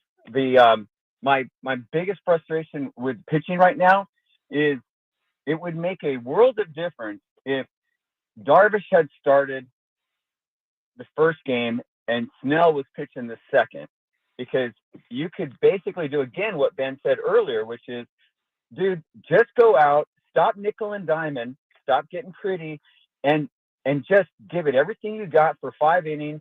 And we got a fresh bullpen because Darvish went 7 the day before. Yeah, the him starting opening day throws a little bit of a monkey wrench into the system that you want to employ throughout the season. And I think we can get back to that rotation when Joe gets back. I think being strategic with the guy that pitches after Blake Snell is probably a smart move. I was worried about yesterday's game when I saw the manner in which we had to win the game the night before by using, Ryan Weathers. I tip my hat to you, young man. Great job. You got us through 5. Yeah, Weathers, Snell back-to-back. Weathers, Snell back-to-back lefty. is a recipe. It's guy you don't expect to go deep, followed by guy you don't expect to go deep. We set the total number for them at 9.5, and he barely got it. So. Yeah, Bob's got they have to figure out a way to split up those It would guys. be interesting if you put Musgrove when he gets back, put him after Snell, right? Because you're probably going to use your bullpen something early on. So Blake's next start, then reset at the All-Star but break. you can't have Weathers, Snell. Should be next Tuesday against the Braves at home, I believe. Weathers, Snell. Yeah.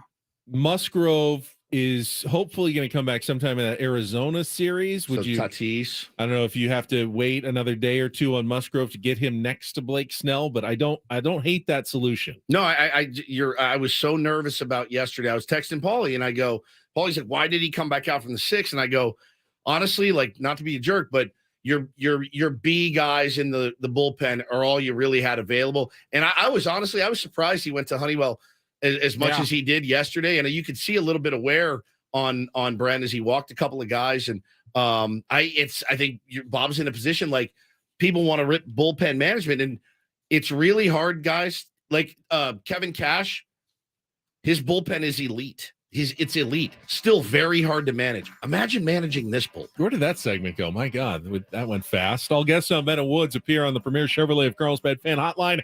Save money the right way with Premier Chevrolet of Carlsbad. Visit them today in the Carlsbad Auto Mall. Chevrolet, find new roads. Keep the good takes coming. 833-288-0973. Woods gave us just the worst take ever. It was it? During the last break. Huh. I'll tell you what it was when we come back here on 97.3 The Fan. It's burrito related.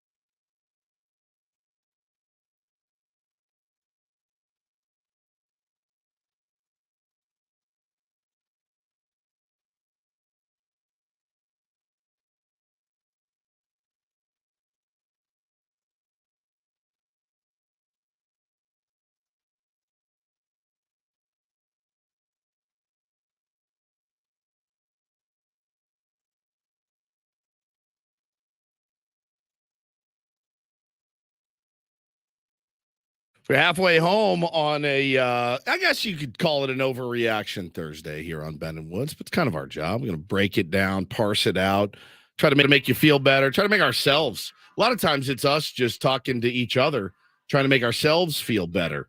We're sorting through it too. Yeah, we're sorting through it too. Somebody tweeted yesterday, I need a hotline to call when Blake pitches. He goes, I've never had anxiety until I watch it. You're right, man. It's anxiety inducing. I'm sure it is for him as well. I think he wants to perform. He wants to perform at his highest level. I know that he wants to win. We know him a little bit. But yeah, it is not a super comfy watch at all. But there was something you guys wanted to talk about. You asked me my opinion on something. I gave it, and I was summarily dragged by both of you. I mean, people have very strong opinions about burritos in San Diego. I mean, like almost more than anything. And this week actually is Burrito Week on the Eater San Diego website. Eat Her? It's one of my favorite food websites. Eat Her? Yeah, you get great restaurant recommendations. That's a different website. That's different. This is Eater. Eater.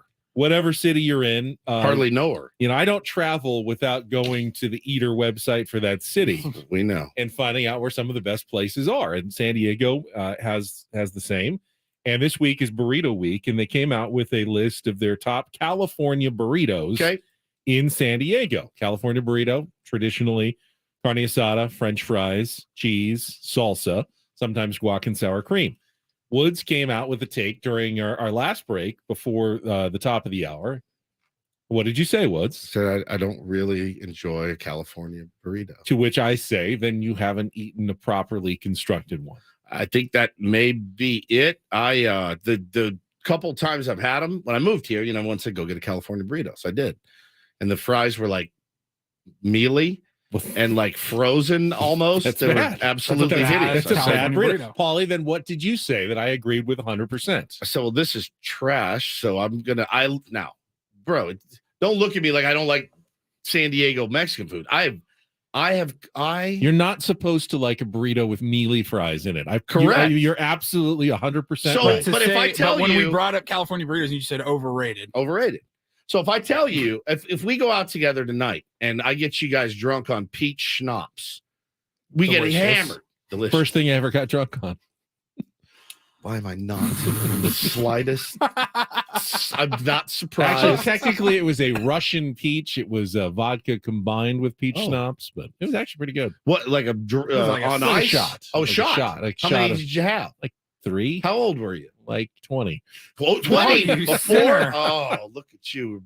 Finally found a rule that he's broken. Yeah. So if we go out tonight and you guys have never had peach schnapps, and I'm like, drink up, and you're pounding peach schnapps, and you both vomit all over yourself. You wake up in the hospital. And then I say to you, do you guys want to go get this new place? They have some really good peach schnapps. You're both going to go, no, I don't want any peach schnapps. Like, that was my experience with California burritos. It was so bad that I was I get that. You're going to need to get over it. So, Paulie, what did you say? I said that I almost exclusively get California burritos, especially at new taco shops. It is how I gauge that's whether how you or not judge it. A taco shop is good. If I go to Such a good take right there. If I go to a brand new taco shop that I've never been to before, I get the California burrito, and there's a lot of reasons why. That's their chance to wow you and to get you to come back. Well, here's why. Because it's not a complicated burrito, but it shows you whether the taco shop you're at takes care in what they do, because you can't make a good California burrito without a few things: a good tortilla, well-seasoned, well-prepared carne asada, crispy French fries in which you take care, like the fryer, that are seasoned and they're fried up, crispy and crunchy. That they go in. Thin. Yeah, thin. You don't want steak fries chunks of potato in your California burrito. And then, however they add it on, whether it's cheese and pico or they put guacamole and sour cream. I like it with a little guac and sour cream. The construction of the burrito then is also important. They've taken care of how they laid out the ingredients, so you're not getting all fries in one bite and then all pico in the next bite and then all carne asada. Sour cream. It has to be well constructed and mixed together. And you do all those things together well. As Paulie says, you got a taco shop that knows what they're doing. They care about their ingredients and their customers, and you have a great California burrito. 100%. That is my barometer for a taco shop. Not that hard. Mine is tacos when I go to a new taco Rookie shop. move. What do you mean rookie move? It's not called a burrito shop. It's a taco shop. I want to taste your tacos. Some of the best ones in San Diego, according to Eater San Diego. Save that. Super Sergio's, which is not far from here in like Convoy in Claremont Mesa. For the chains, Adalberto's is one that they say is one of the best in town. Humberto's is really good. It's on 25th Street off the 94, not far from Channel 10. But the one I go to is the nephew Umberto's, the Cali Fresh. I had one last night right there off of University in the 15. My new little favorite taco shop where they've got my picture on the wall. I like that one. So in the last 2 nights for dinner, you have had a chicken parm sandwich Because we had a conversation about chicken parm. and a massive California Because style it's burrito. California Burrito Week on Eater San Diego. The power of suggestion on food is very strong with me. It works. Advertising works. I really need to start looking like healthy food website. That salad looks amazing. When's kale that smoothie grilled week? fish looks really amazing today. I love you, and I don't want your heart to stop, but you can't go on. I it. know. This I'm was good for a few days now. I promise you. the chicken parm sandwich was like, all right, treat yourself for once a week.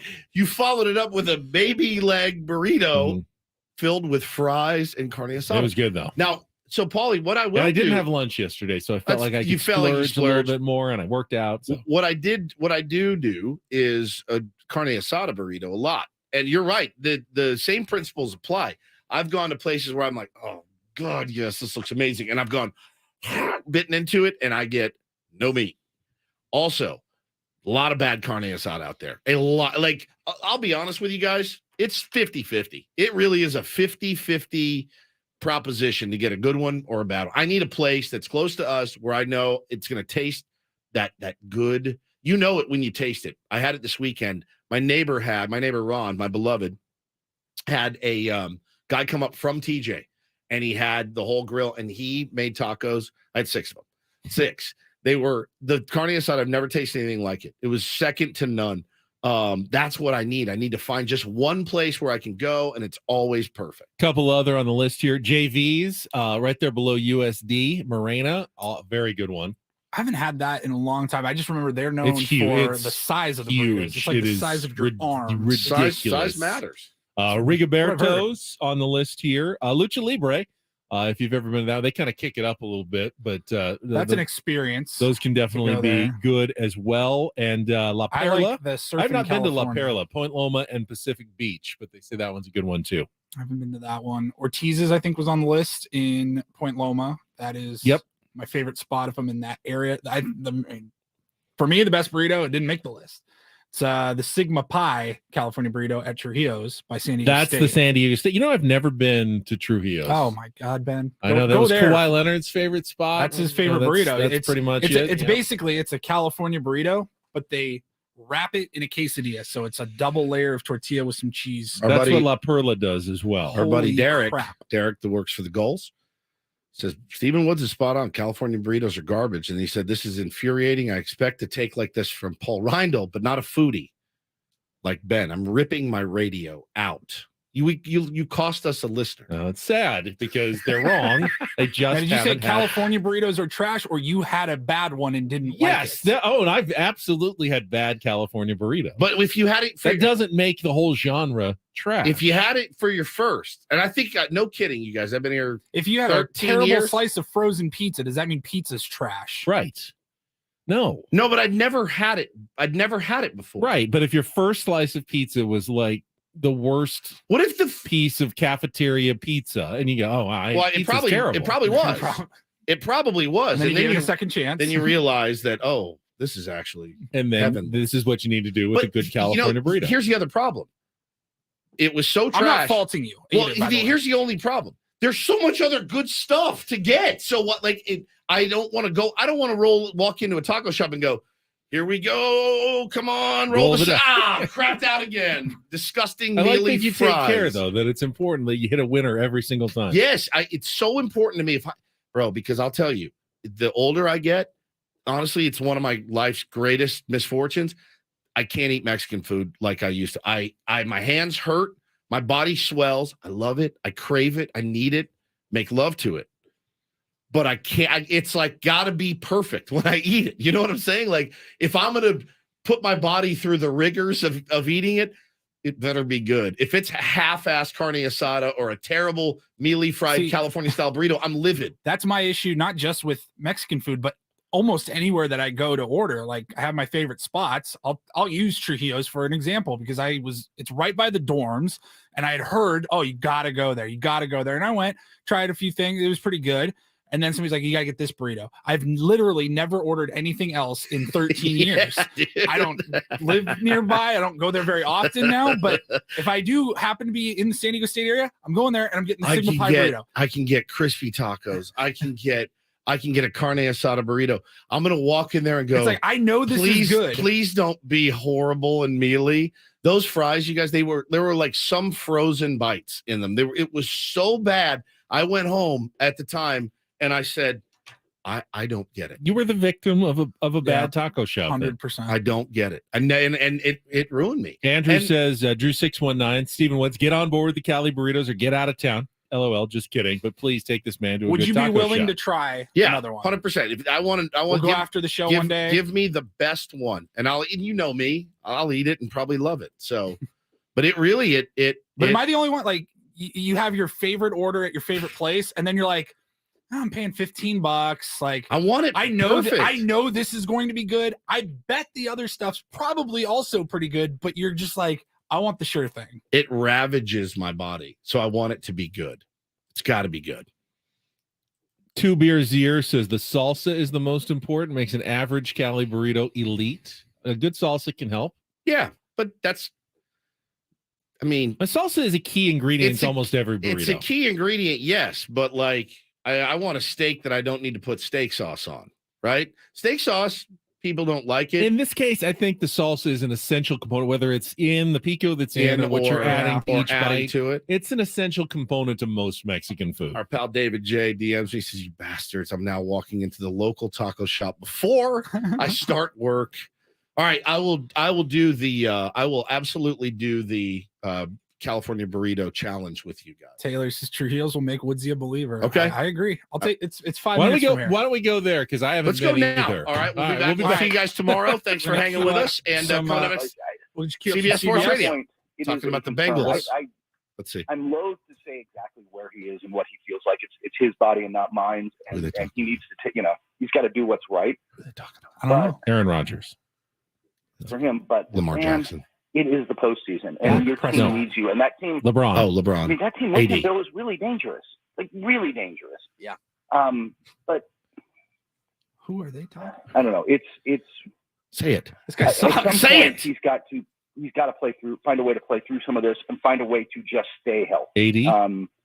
Otherwise, David Griffin has built what's a really great team on paper. Who's David? And they're going to miss the playoffs. This is my favorite bit we do. They've got to find He's a way an English actor to change that dynamic next year. And I don't know. I would love to be able to say, what he needs to do is act. I don't know. Other than, I'd like to see him play a little more, maybe. I think so. But I don't know how you keep him healthy. He's the Pelicans executive. We're talking about Zion. Zion Williamson. Yes, we got it. You got to figure it out, Zion. Zion Williamson. That was the call. That is that was tough. That's one of my favorite bits. That was check in on the national shows. That was a tough game. Zion Williamson. Our audience is legit split on a lot of this. Alan says if you eat Cali's with pico, you're nasty. White Bread Ben says it's just a standard ingredient. If it's left out, what happens? There needs to be some moisture in there. If there's no the guac problem or sour cream, right? Well, better have some pico, or you just got a really dry burrito experience. I had a breakfast burrito recently that was just potatoes, eggs, and cheese, right? And they added pico. But the pico was freezing cold. So you bite into this hot burrito, you're like, oh, gross. Poorly constructed. It was poorly constructed. So have you ever had a breakfast burrito with not great potatoes? Yeah, terrible. It ruins it. But I still go back. All right, you got some thoughts here. 833-288-0973. You don't have to call about the burritos, please. I'm begging. We also need to throw it back. It's a throwback Thursday. Paulie's got a couple of archival moments. I'll give you one. We're going back to the Corona. I'll give you one word tease or 2 words. The bird. All right, we'll get to that coming up next. It's Ben and Woods back after a check of traffic The here. bird. I think we just increased California burrito sales tenfold today in San Diego on 97.3 The Fan.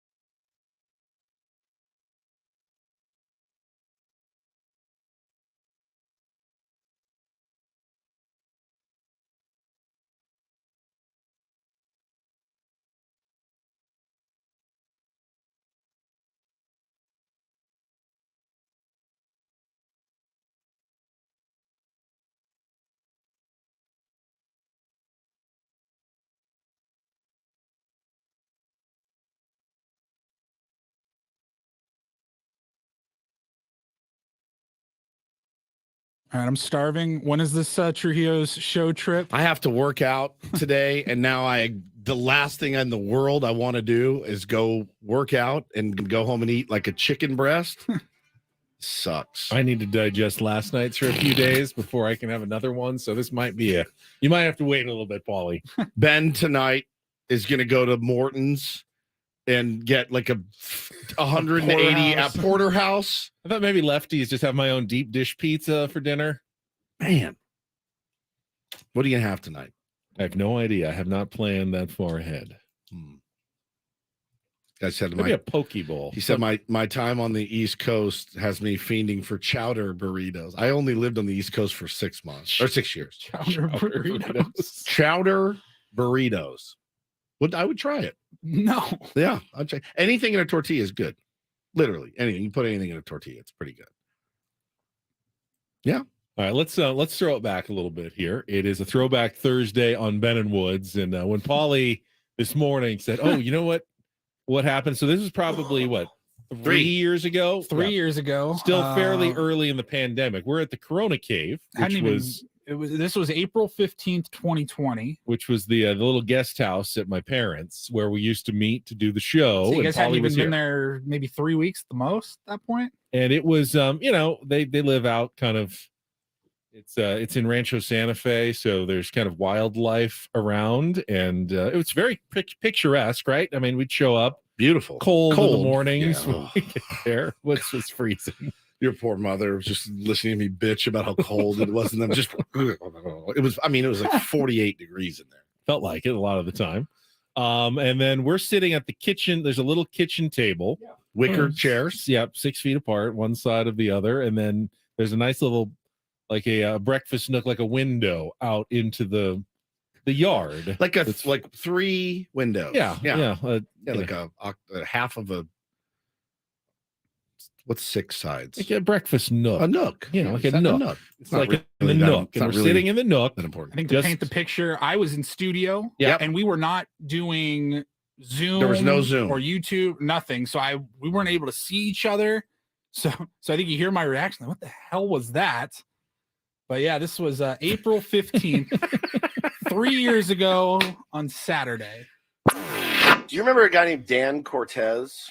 Whoa, what was that? You guys It okay was a over there? bird that flew into the window and it's is now dead. perfect. Maybe it's just stunned. Great. Oh, that's sad. Oh, that just ruined What? the day. Never No, mind. it's getting up. It's stunned. Oh, it's just a bit of a man. concussion. Oh, that's You're sad. going into concussion protocol. Oh my God! Just flew into Here, the- just come on.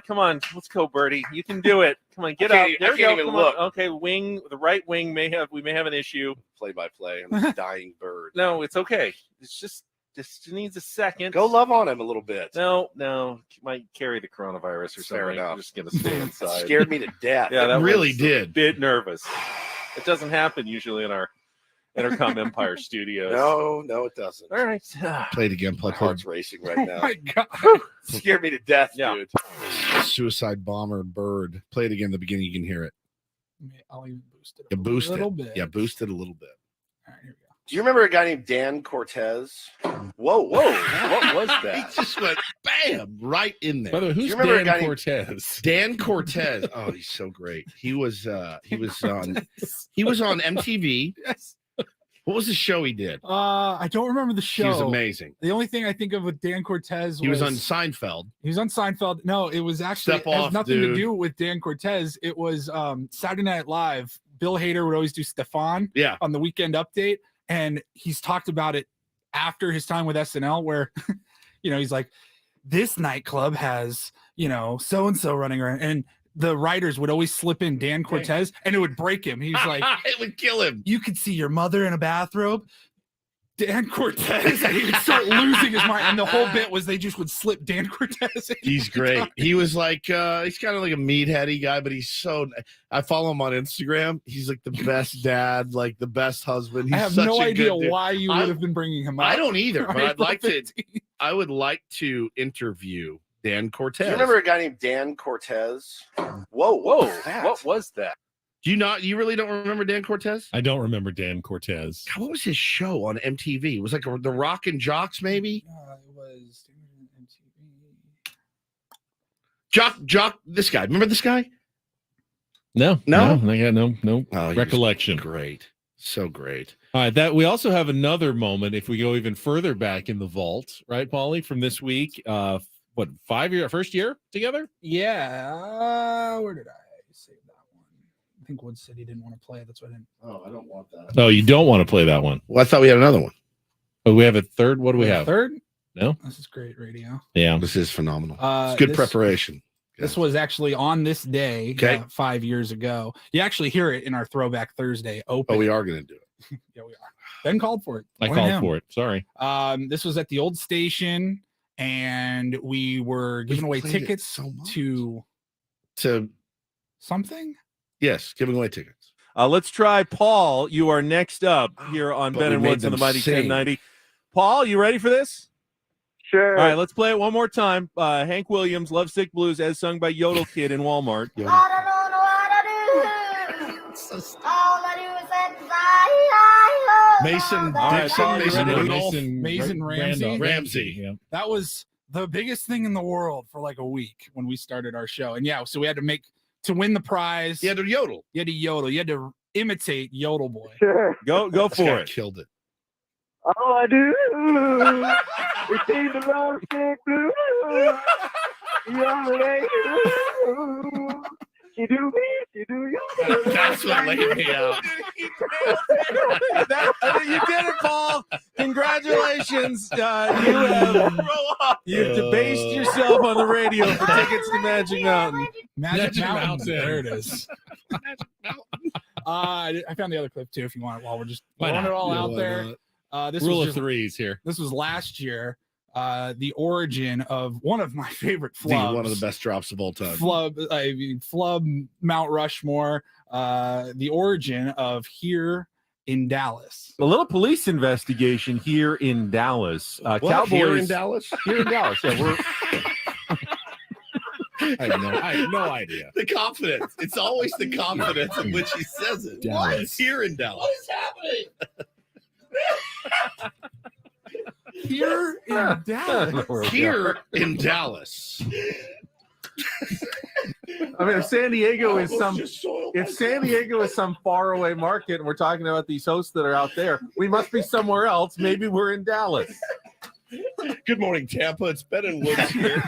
Holy crap. Holy crap. Holy crap. Holy crap. Holy crap. No, it's not like I just been in Dallas. Oh no, I'm home now. I'm not in Dallas anymore. Here, we didn't just move here. No. Here in There Dallas. should never be a time, unless I'm in Dallas, I should never be saying here in Dallas. God, that's good. All right, let's get back into some baseball. Yeah, we got Eno coming up next. I think he can shed some more light on Blake Snell. Sure. Really kind of get behind some of these numbers. Is this a mirage? Is he going to be the normal Blake Snell, the second half Blake Snell at some point? Our Smart Baseball segment with Eno is coming up next on San Diego's #1 sports station, 97.3 The Fan.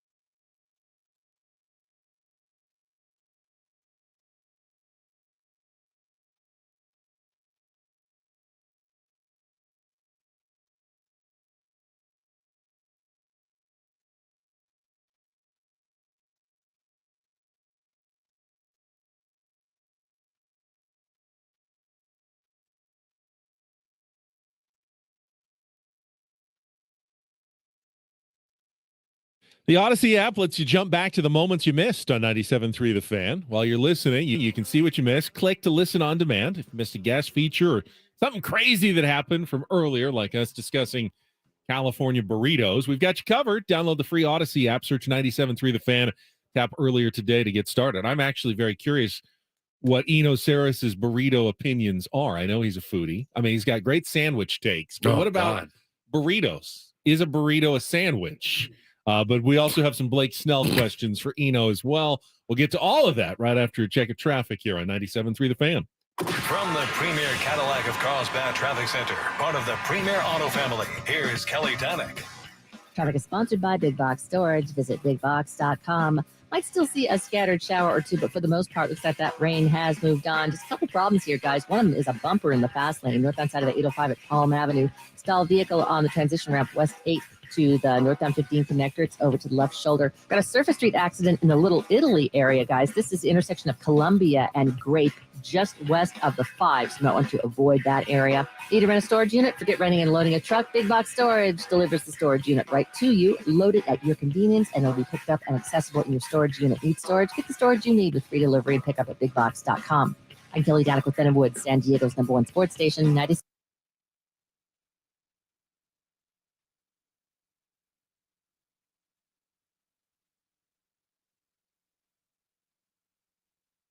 Let's go out to our Premier Chevrolet of Carlsbad fan hotline, and we are joined by Eno Sarris from The Athletic, a regular Thursday guest here on Ben & Woods. Good morning, Eno. Good morning. How we doing, bud? Slept wrong. My back is hurting. Oh, no. Brutal. Lay on your back while you do this interview. I'm sorry. I also have a yeah. They say just lay on the. You get that foam roller going, and you'll feel better. Sorry, you're not feeling great, man. We certainly appreciate your time this morning. Before Ben opens the burrito hotline once again, I did wanted to ask you a couple of pitchers on this roster right now that are interesting and in different ways. You talked less than 24 hours ago about Ryan Weathers and how his hard work is paying off. Tell us a little bit more about that. Yeah, he really changed the shape of his fastball, and that was the problem when he came up. He kind of had a thing that was neither a four-seam nor a sinker, and was kind of what we call a dead zone fastball. He shaped it into more of a four-seam, and it seems to work. Stuff Plus says it's about an average pitch. That sounds like faint praise, but it was not average before. So now he's got an average fastball. He's got a sweeper for his breaking ball, and that has big platoon splits. So it's good to see him throwing his changeup. Stuff Plus doesn't love his changeup, but it takes the longest to come online. Stuff Plus is looks at the physical characteristics of the pitch, and changeups are the hardest to figure out. He's getting good results on it. Yeah, I would say he's got a good 3-pitch mix right now. The command looks all right. I think he looks. I'm not going to say that he's an ace, but 5, 6, 7, he's definitely going to be a big part of the Padres this year. Now, Stuff Plus does usually love Blake Snell. He has gotten off to a slow start, as he is want to do, but I mean, the numbers are still there, correct, with Blake Snell when it comes to the things like, getting guys to miss swing and miss. He remains near the top of baseball. What are you kind of seeing the numbers behind the numbers with Blake? Yeah, I mean, it's sort of what the eye test says, is that the stuff is still there, the slider is still there. The sliders step back, and I don't know why that is, but I have confidence he can get it back. But the curve and the fastball is still there. He's still getting the strikeouts, and what's missing is location. But here's the good news: locations are not very useful in small samples. People have bad games when it comes to command, and it doesn't mean that they are going to have bad command all year. In terms of predicting the future, locations are almost useless and not useful at all until you get to 500 pitches or so. So he's not quite there yet. You could put this basically in the bin of, yes, he looks bad sometimes, but oftentimes he gets it back going again. And we're just looking at the bad Blake Snell, and I like Blake Snell. And I know that he looks sweaty and he's got the bags under his eyes, and and he just can't find the plate. And when you're watching it, you're just like, this isn't going to work. But you just have to remember the times that it did work, right? You have to remember he's looked sweaty and lost before, Yeah, it's a tough watch. It's an anxiety-ridden watch. We're talking to Eno Sarris here. It's our super polished, yet to be named, Smart Baseball Weekly segment with Eno. This is why we love having Eno on. He can break stuff like Brought this to you down. by 7 Mile Casino. Brought to you by 7 Mile Casino, of course. It is an uncomfortable watch, certainly. Is he, in your opinion, all right, so you watch a lot and you track a lot of pitchers. Who's more confounding than Blake Snell? Because as somebody that watches all the Padre games and all his starts, it confounds me how you can have such good stuff and so such poor results. Is there anybody more confounding than him? There's a few. I mean, if you've seen Ryan Nelson come to town with the D-backs, the Stuff Plus model loves him, and says he has 3 or 4 plus pitches and good command. And then you see him come to town and he seems to just struggle through games and he's not striking anybody out. And, I kind of have circled him as like, what is going on here? So that's somebody you might see soon if you haven't seen yet. I'd like to get your opinion on the Padres 6-man rotation. I know we talked about it a little bit last year, but with the way, with the 13 pitcher limit, so, that means the Padres going with a 7-man bullpen.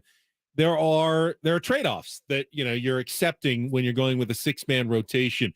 You got any idea of whether it's helping or hurting the Padres more when it comes to the decisions they're making right now? Normally, the bad of a 6-man rotation is that you're getting fewer starts from your best pitchers. And that's just a fact. It's math, right? I agree. And, with Musgrove out, I think it's maybe less of a concern. You're talking about a group of pitchers, for the most part, that are just good, and so maybe it is a good way to keep Nick Martinez and Seth Lugo stretched out. Because that's what you're doing. You're keeping Lugo, Weathers, and Martinez all stretched out with this. At the same time, at some point, you're going to have to make decisions. And for me, I think Nick Martinez is a fine pitcher. I think he's had experience in both places. I think he could be very useful in the bullpen in longer stretches, and that's the kind of choice I would make when Musgrove came back. And I think I would slim it down eventually. That's just what I would do. We're talking to Eno Sarris here on Ben and Woods. We're all obviously excited about the potential of this team, but to hear you talk right there, it doesn't sound like there's an ace. And I don't know what your opinion is on having an ace in the playoffs, and obviously you'd much rather have one than not. That being said, who would you look at if you were AJ Preller and you were putting this team together? You don't sound as just somebody that's not a hardcore fan. You don't sound as maybe positive or sure that they're going to go on a World Series run. What would you do? Where would you try to improve? And would it be a pitcher? Look, I make a lot of picks, but at least one of my picks has been the Padres win it all. Okay, good. Yeah, I mean, we feel the same, but to hear, hey, we've got 6, maybe 7 decent guys. Do you feel like that's important? It is. That's It absolutely is. And that's really important for winning a division, and it's not as important in the playoffs. I see what distinction you're making there. Yeah. It's a smart one. You talk about more about quality than quantity in the playoffs. And it is weird to think about, slotting 1, 2, 3 against other playoff teams. Yes. You feel like, oh, well, are we really favored in any of the 3? But here's the thing about that I noticed in the last playoffs is there are not a lot of teams that have 3 as quality as Snell, and I think Snell is going to get it together. So I think, I don't think there's a lot of teams that have 3 as quality as this. So what the Padres do is they throw 3 really quality guys, and maybe they lose the 1v1, game 1, maybe, or maybe they sneak that one out and then they lose game 2. But they're going to go toe to toe with guys in all 3, And when you're talking about 3 and 4 starters, that depth does matter in the playoffs. There is going to be a game 3, there is going to be a game 4. And if you are more likely to throw an actual starting pitcher in game 4 of a 7-game series rather than have to cobble together a bullpen game, I'm going to pick you in that game, So I do think their depth is super important for the regular season, and I think it's sort of underrated for the postseason. And yes, I don't know that you would put any of their starting pitchers in the top 10. I don't know, top 15. Musgrove, a healthy Musgrove gets close, but then you got 3 in the top 20. And that's kind of different than a lot of teams. I like that. Talking to Eno Saris, we missed you last week because of our golf tournament, and that means that we haven't had a chance to talk about your opening day adventure. I'm reading about it right now in The Athletic. It's called 4 days, 2 baseball games, 5 sandwiches, 10 beer bars. Sounds like a pretty good trip, Yeah, I got to do one for San Diego. One of the problems is post-COVID, beer bars took a real hit in San Diego. And so it's coming back online now. But some of my favorite places, like one of them burned down. So it's like there's a little bit of a void there that people need to step into. I remember loving Small Bar, for example. That's gone. Small Bar there's a lot of great bars that are gone, and so I want them to come back online. But there's obviously great beer. You can go to breweries and count them as beer bars. And I'd probably substitute burritos for sandwiches. And I have to tell you, at the end of it, I was toast. If you came here, you're not from Southern California, correct? I made the bold proclamation. Family down here, so you've experienced a lot of it. I was not I had one bad California burrito, and it kind of ruined me forever. And I just get other things now. What's your go-to San Diego burrito? What is your favorite? Yeah, the California burrito also is like I'm a runner, and so I now know the conversion of everything into calories and how many miles I have to run. Oh my God. How and many, I'm like, by the this way? Burrito, a beer is so when I run 4.5 miles, it's like 2 beers. Ooh, that's a lot of. God, that's a lot of miles. Yeah, that's a lot of miles. really So awful. how many miles for a California How many miles burrito? for a California burrito? Exactly. So yeah, right. So I don't need to necessarily bulk up on fries in the middle of my burritos. And listen, this is a weird answer, and I don't think that it's a little bit about proximity. My family, when I go to town, they live in Hillcrest. So I go to a place called La Posta, and it's on Washington and 3rd. Yeah, I know it. And it's not that they put anything crazy in it. It's not that their Al Pastor is. That's actually a way that I judge places. Al Pastor. Everybody has their own way of judging places. Yes. Yeah, mine is the Al Pastor. It's not that their Al Pastor is amazing. I love their beans. I think they put a lot of bacon grease or something in it. They got like real bacony beans, I think, and so their refried beans are great. And so a lot of times I just get the bean and cheese, which is so good, super basic. It's so basic. Nothing wrong with that. Nothing wrong with it. Ben gave me a pass years ago to just get a great bean and cheese. I think, is an otherworldly experience. So, what was and then there's a hot new taco place downtown that I had when I was there for the winter meeting. There's always a hot taco place. It's El Gordo, but they're originally in another location down in Chula Vista. Tijuana is the original. Yeah, they're phenomenal. El Gordo was really good. Yeah, it's like scary good. Yeah, you got good. If you're judging on Al Pastor, that's a great place to go. I'm starving. I hate everyone right now. I am starving. Really, everyone's hating us. This is terrible. We have collectively increased the cholesterol of San Diego just on the show this morning through the power of suggestion, But I always appreciate your food and beer takes, and certainly your baseball takes. It's always a lot of fun having you on, and appreciate it as always. Yeah, and I think better days are ahead for Snell. He just needs to come online. It's like you got to take the cartridge out and blow in it and put it back in. Yeah, we broke down the numbers. I mean, it's staggering, the slow starts and then to the potential ace type qualities in the second half. In the second half. Last year I think he was. Yeah, he's done this before. He right? has. He's done it almost every year. But I told Ben this morning, I go, Yeah, if you promise me that'll happen, I'll be able to suffer through some of these early, but there is no promise. There's no promise that happens, and that's the tough part. One thing that I did notice is league-wide command is down early in seasons. So he's got a more aggressive version of that. Yes. But it is not uncommon. It's a little bit about sort of just getting online, like sort of, being ready, being into the season. I don't know if he needs to start throwing earlier or whatever, but like tried that this year. It's not uncommon. Tried that this year. Maybe the pitch clock, the pitch mad at the pitch com com was throwing him off yesterday. yesterday. There's always kind of something. Yeah.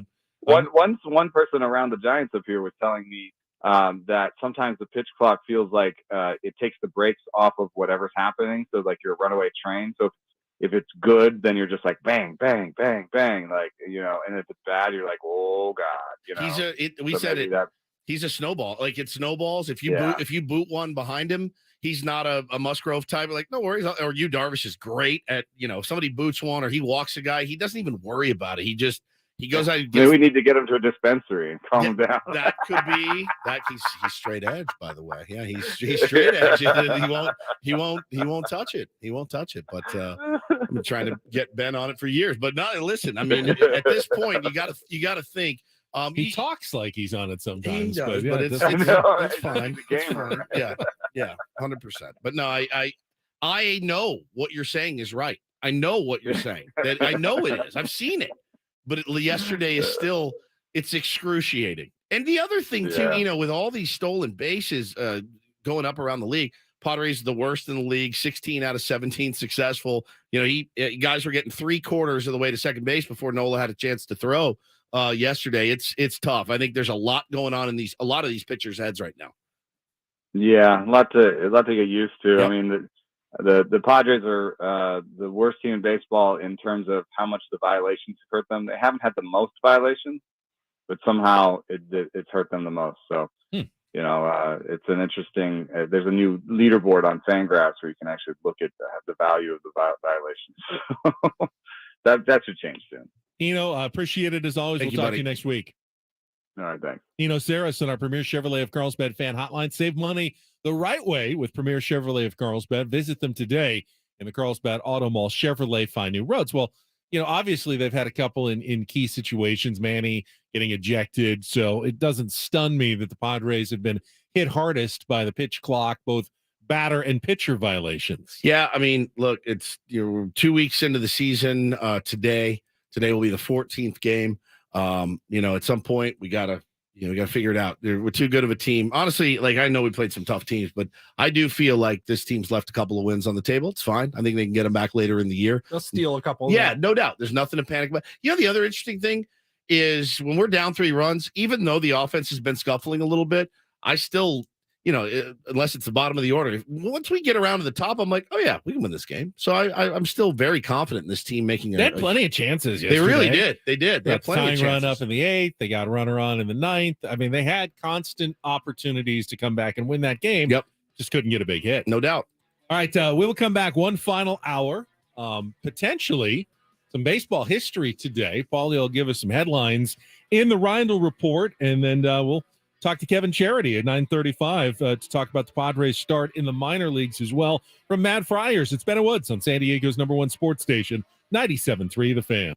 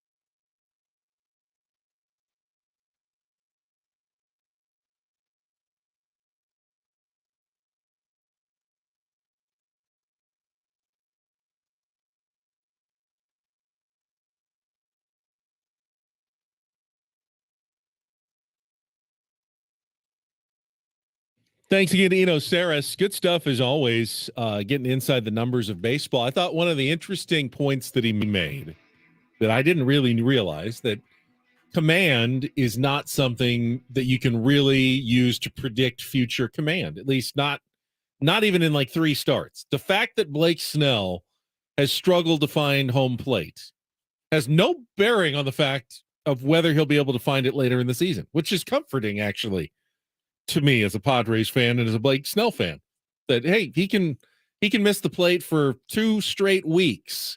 Doesn't mean he won't get locked in at some point. It's the hardest part is that, he talks about how they have these quality starters, and, like he said, you may lose the 1-1, and that would be Darvish against, some other team's ace.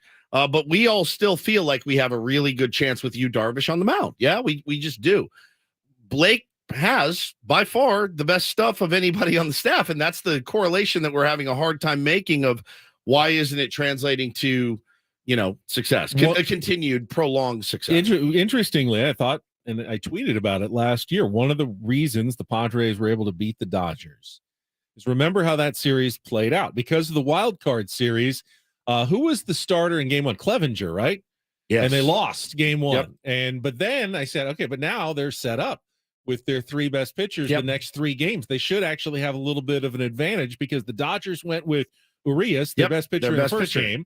He beat Clev, but then they didn't have him for the next 3. Correct. And the Padres went 1, He very 2, well could have beat Darvish, could have 3. beat Musgrove. Yep. But instead, he just beat Clevenger, and then they had their 3 lined up. They won all 3 games, and it was extra sweet. It was so extra sweet. So is it extra sweet because it's against the Dodgers? Yeah, it was. Before we get to the Reindl report, can I say I'm a little offended that neither of you has wished me a happy National Scrabble Day. Today. I noticed that on here. I put it there, and I still. Yeah. That is your big holiday around my household. Yeah, and when you go on vacations and guys' trips. We like to extend National Scrabble Day, Scrabble Month, Scrabble Year. I couldn't tell you last time I played Scrabble. I would like to battle you in Scrabble, though. It's also National Barinquineers Day. I don't know what that is. It's some sort of either World War I or II, I think, fighting force. I looked it up because I had no idea what it was. National Make Lunch Count Day. I feel like I do that most days. And National Peach Cobbler Day. We all love peach cobbler. God, I love peach cobbler. Get a little RR going. And get things started here with our today's edition of the Reindl Report. I was ready for rest and relaxation. Welcome to Don't the you usually Reindl Report rest and relax with during Paul the second? Reindl. Yeah. Hi, Paul. All right. 2 stories from the world of sports that we haven't gotten to yet. We'll start off in Major League Baseball. And 1 story that you didn't know you needed. Are you laughing, biatch? It's the Reindl Report Hey, Paul, how you doing? Okay, how are you? on 97.3 The Fan. Are you ready to bless the mood? I need some help, please. That was good. Can I get a yeah? Oh, yeah. All right. All right. Good morning, gentlemen. Good morning, Paulie. We will start off in Major League Baseball. Then I believe that was the tease that you gave Correct. heading into this segment. The Rays are now 12-0, and they are 1 game away from tying the best start in the major league since 1900. 1900. Of course. Well, 2 teams have done it 13-0 since 1900. All right, who were they? That was the 1982 Brewers and the 1987 Brewers. 82 Braves, 87 Brewers. All right, switch that. But I had the teams right and the years right. I just They reversed them in finished my head. first in the NL West. They lost in the NLCS. They got swept by St. Louis. Who's the other one? The 87 Brewers. So I don't believe they. 91 and 71. They finished 3rd in the AL East before at the realignment. time. Before realignment. Did they? Have they won? They've won a World Series in Milwaukee. Have they? The Brewers. Have they ever won a World Series? I don't think so. I don't believe they have. No. They're off to a good start this year. They are. They'll be here tonight. They'll be if here. They go are well. here. They're here now as we speak, probably listening. Tampa Bay has the Red Sox. They are in Tampa. looking for that 13-0 mark. And it says here that the Red Sox have lost 12 road games in a row to Tampa Bay. So we'll see. And look, the low-hanging fruit is they haven't played anyone good, right? Right. That's winning 12 in a row. It's pretty tough against at the big anybody. leagues. Yep. Is tough. And they aren't just scraping by and barely winning a lot of these games. They are throttling. Yep, they are. This is a very Red Sox-Rays matchup. The Red Sox have the pitcher going today that everybody's heard of, Corey Kluber. Yes. Who's 0-2 with a 6.5 ERA. The Rays have the pitcher that nobody's heard of, Jeffrey Springs, who's 2-0 and has thrown 13 unreal. shutout innings. He's this year. absolutely unbelievable. His whip is .54. Jeffrey Springs, leading candidate for the Cy Young Award. My God. Anyone know who Jeffrey Springs was before the season started? I know him from my fantasy draft and how much people paid for him. I was thinking, Corey Kluber. I'm sure the Red Sox will be favored. No. This is a mismatch in favor of the Rays again today. Crazy. And that starts in like an hour. Yeah. Next up, this could have been a don't do this, I think. But did you guys see Michael Kay was going off on the bat boy for the I saw this. New York Yankees. Let me pull that up on the screen. It was they're in Cleveland. So you can play the audio of Michael Kay, he's just insufferable. He really is just insufferable. I will say the bat boy does kind of look like Joe Dirt. He has got long hair. Long, stringy hair and this crust. Oh, yeah, there's definitely a David Spade vibe going. And like Bo Woods in 15 years, maybe. This was on the Yankees. 15 years. It's a tough, rough 15 years. This was on the Yankees broadcast. I believe this was 2 days ago. Yeah. Strange to see a Yankee uniform and somebody wearing that uniform with that sort of hair. The rules are rules. He's disobeying two of them. I think there's facial hair, and I think there's obviously the hair is below the collar. The red shoes. That's also against the rules. Red shoes. It is a little weird, though. He's not a Yankee employee. He lives in Cleveland.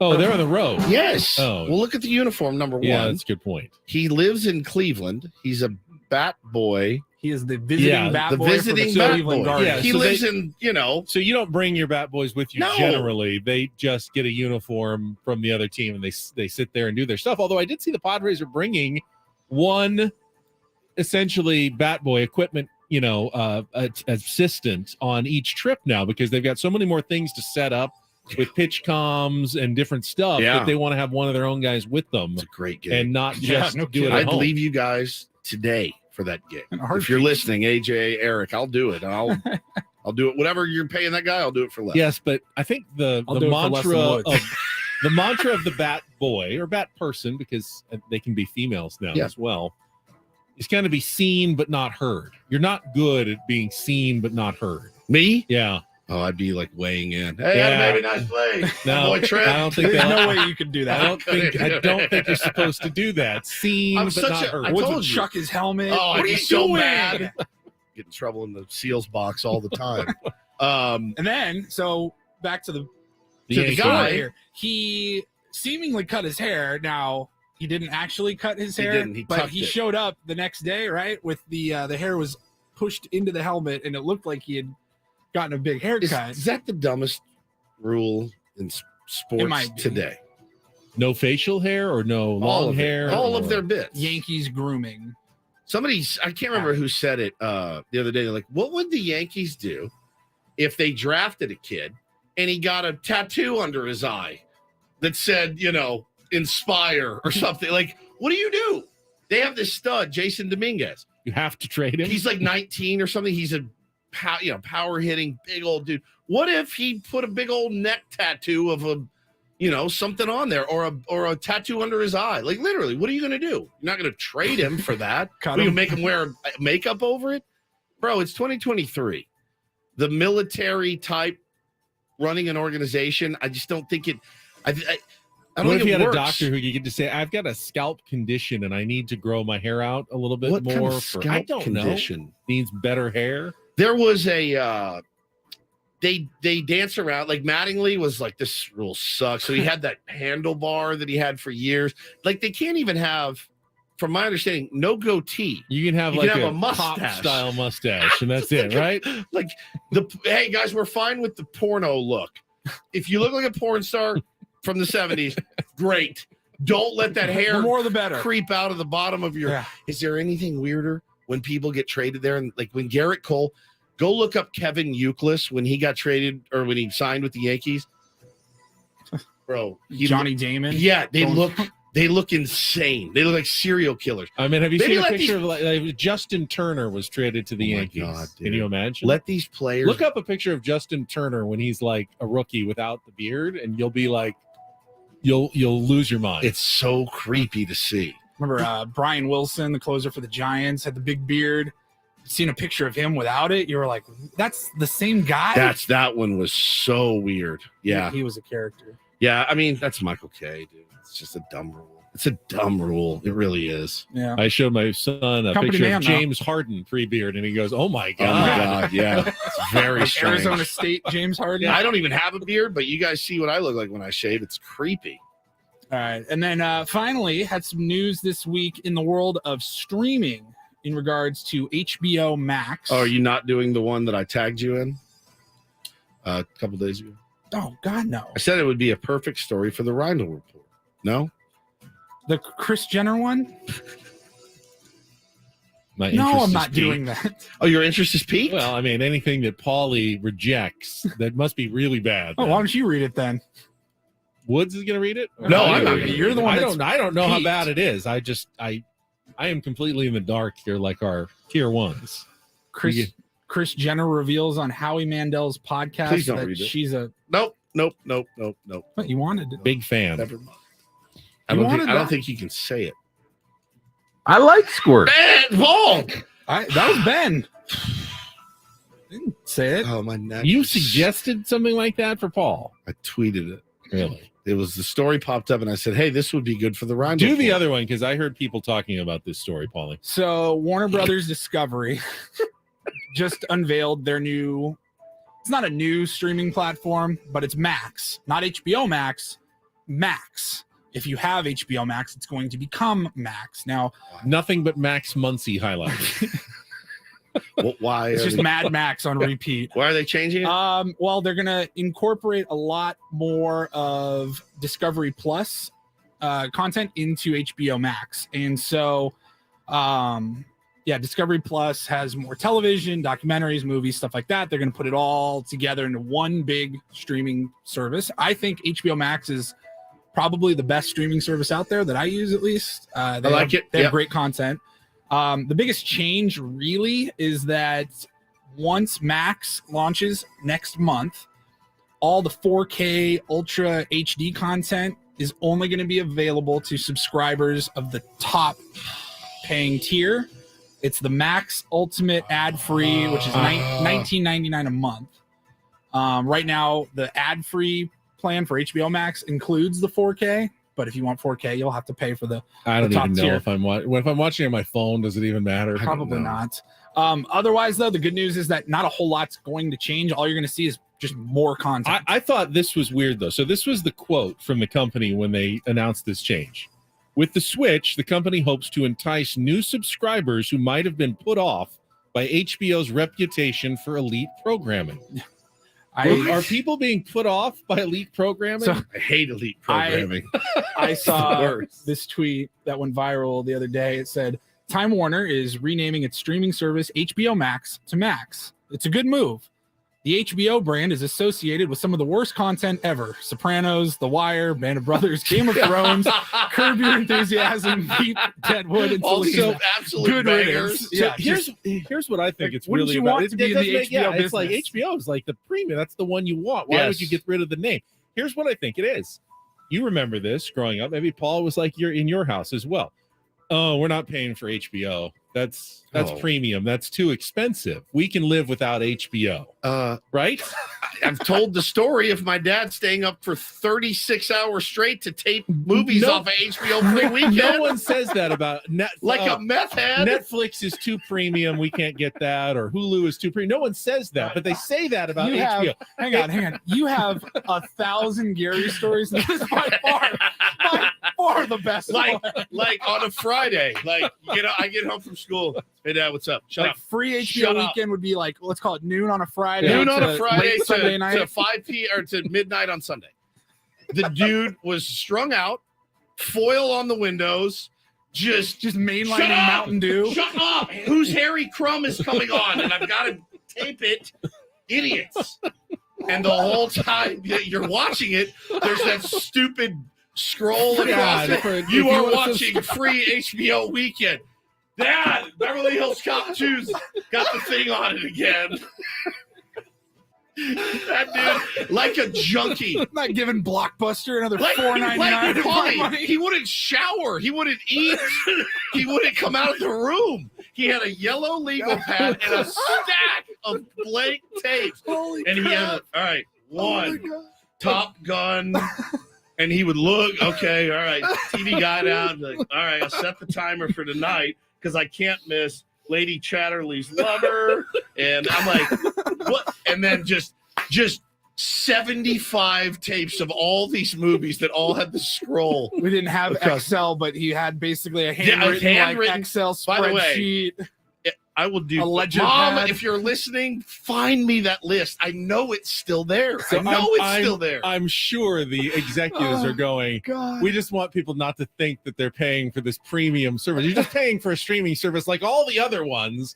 It was just called HBO, but people would go, oh, I don't need that. It's too expensive. It's too much of an indulgence to pay for HBO. Like a Oh, but I'll get Amazon like a Prime and I'll get junkie. Netflix and I'll get Hulu. What's the difference then? Like a junkie. Oh, 36-hour shift, like a law student studying for the bar. Just in there wearing the VCR out, and then it would end. He'd be like, "All right, that's it for me. I got 78 movies on tape for you guys." He just goes to like Fry's Electronics Oh, and buys troughs. 50 Troughs. blank VHS. Like, Mom, is Dad okay? Like, do we need to leave for the weekend? No, he's just doing his taping. It's just incredible. Just two VCRs going at all times. Oh my God. Incredible. Holy crap. I loved it. I And am such dead. good memories of my pops. Best. Love you, Dad. I know you're listening. That's Sorry. the Rhino report. So we still haven't talked about Keyshawn Johnson and his decision to leave San Diego State. And everyone asking me, well, why is he really leaving? I saw a lot of keep hearing theories. that. Why is he really? Why leaving? is he really leaving San Diego State? Why would you leave a team that just went to the national championship game for something presumably it'll be worse next year if he doesn't go to the NBA? We'll talk about that coming up next after a check of traffic here on 97.3 The Fan.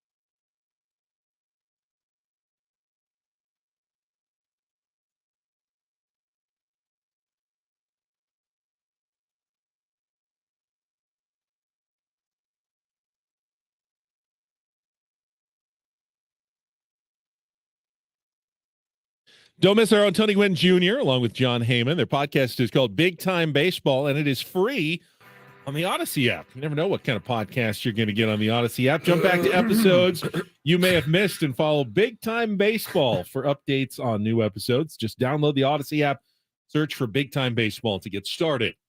So one day after the Aztecs land a big-time transfer from USC, Reese Dixon Waters. This bummed me out yesterday. You got the announcement. I saw it first. Keyshawn Johnson is declaring for the NBA draft. I go, yeah, I expected that. Yeah. And then I continue reading, and I go, and he's also entering the NCAA transfer portal. And I go, oh, okay. And then about an hour later, you got a statement from SDSU saying, Brian Dutcher thanks Keyshawn Johnson for all of his contributions, and he'll be an Aztec for life. But don't let the door hit you on the way out. This is not a test the waters and come back situation. This is a final farewell for Keyshawn Johnson. He is not coming back. He's going to test the waters of the NBA draft, and if he doesn't get good news and decides to come back because he gets one more year of eligibility, it'll be with another. He's going to transfer somewhere else. So I saw yesterday it going around. I saw a lot of shock. I did. I said because it's not.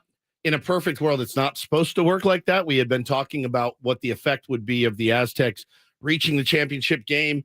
It would be great for recruiting. Bam, first one out of the chute. Dixon Waters, done. Yeah, this is how it's supposed to work.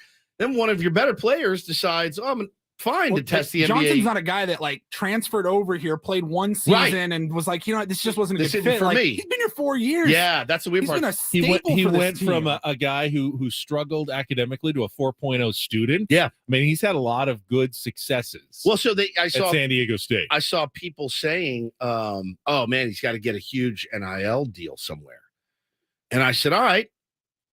Fair. And I texted you guys about it. I said, all right, I'm not trying to be a jerk here. I looked up his numbers and I said, is that a guy that would command a quote unquote huge NIL deal?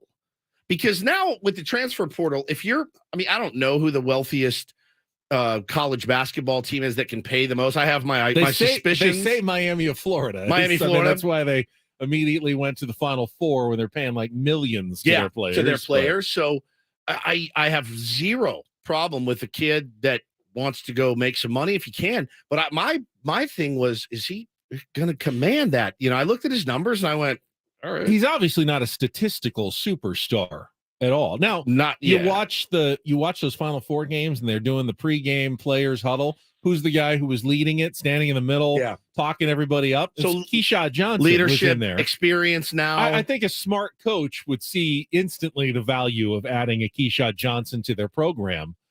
And it was written about by Mark Ziegler in the UT about what possibly is the real reason that Keyshawn Johnson is leaving San Diego State. And that is that he wants to play a different position. At San Diego State, Brian Dutcher is going to use him smartly. He's going to use him for his athletic ability, his rebounding. He's going to have him inside, back to the basket, dunks. He obviously could get a rebound, dunk, put back for those easy buckets. Yep. Keyshawn Johnson is not going to play on the next level, though, doing that. He runs into NBA players just like, running into some of those bigger guys. He doesn't get his own shot. He's not a guy who has great post moves, who can score against bigger opponents. So that's not his avenue to the next level. He needs to be able to play the wing and get out there and, dribble a little bit, hit those pull-up jumpers, hit some three-pointers. He doesn't make enough to do that, though. That's not a smart shot in San Diego State's system. So to do that, he'll probably need to go somewhere, to be honest, worse than San Diego State. Maybe even like a Division II program that'll be just absolutely Keyshawn, whatever you want. You can play, you want to coach the team, go ahead. You're way better than He's a player. Not going to Division II. He could actually, they said, even transfer to a Division II team where he could play just wherever to pump he wanted up his to. Numbers? Just to get the experience of being able to play all season on the wing, shoot as many threes as he wants all season long, and try to improve his game. But it's not going to happen at San Diego State. Yeah. Darion Trammell and Reese Waters Dixon, they're going to be playing out on the wing. Lamont Butler, if he comes back, is going to be playing out there, not Keyshawn Johnson.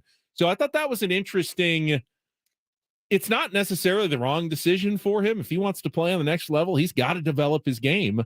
And it will be hard to do that. And he can work in practice all he wants, but those opportunities probably won't come at a program as good as San Diego State is now. So that might be the real reason there. It's not just chasing an NIL money. Yeah, chasing another, a bag. or I can get on a better team than San Diego State. No, there's not. Really isn't way better teams than San Diego State anymore. So Interesting. I mean, it's a path. These guys have different path and different options. You never know what moves someone or motivates someone. And at the end of the day, dude, it could be it's just time for a change. I want something different. I want something, in my opinion, that's better. Certainly not going to hold it against him, but like Paulie said, it is a little weird to spend that much time and be that invested in the program, and then at the last minute kind of say, I'm also going to join the portal. Yeah. A little odd. An interesting tweet here just from R. Laloc, who said, I think Keyshawn saw what happened to Nathan Mensah this year offensively, and you could see that his NBA draft stock really didn't change. And Keyshawn wants to see if going somewhere else changes his draft stock with his COVID year. Now, I don't think Nathan Mensah, the fact that he wasn't better offensively is not on San Diego State or his system. He just wasn't better offensively. Could have been. If a player is good, a coach like Brian Dutcher, they're going to get him the ball offensively and let him get his shots. The reason Nathan Mensah didn't take a lot of shots is that they had better options than Nathan Mensah for offense. And when he did shoot, and because he took shots, I mean, we watched him in the hit a tournament. couple of big ones. Hit a couple of big ones, Enough sure. in the free throw line kind of area. Missed a lot as well. Yeah. So I mean, that's kind of on you. But that's not on San Diego State. You know, Nathan Mensah could have gone somewhere else too. I don't think magically he becomes a better offensive player somewhere else. That's on the individual, not on the coach or the system or the program. Sure. You know, Nathan Mensah could have been a 20-point, 10-rebound guy at San Diego State if he was that good. He wasn't. He was a really good defensive player, but never had quite the offensive skills that you would think would translate on the next level. Now, it'll be interesting to see, the next steps for all these guys, really, and could be getting a couple of those guys back based on how their draft analysis goes, but he's not going to be one of them. And the good news for Brian Dutcher, well, that opens up another transfer portal window, and apparently he's already got a power forward coming in this weekend. Beautiful. So, that's what the Final Four does. Doesn't necessarily let you keep everybody. Yeah. Makes it a lot easier to replace them, though, when they do go somewhere. All right, we'll come back. It's been a while. We'll talk with our friend Kevin Charity from Mad Friars. The minor leagues now fully underway. Padre system, some early successes, some early question marks as We've got well. this right fielder in El Paso that I've been hearing about. I hear he's on fire. I could do see too. the big club soon. I'm surprised they haven't brought him up yet. Maybe in a week. I'd say We'll about see him. one more week you'll see him. Right around then. We'll talk to Kevin Charity coming up next on San Diego's #1 sports station, 97.3 The Fan.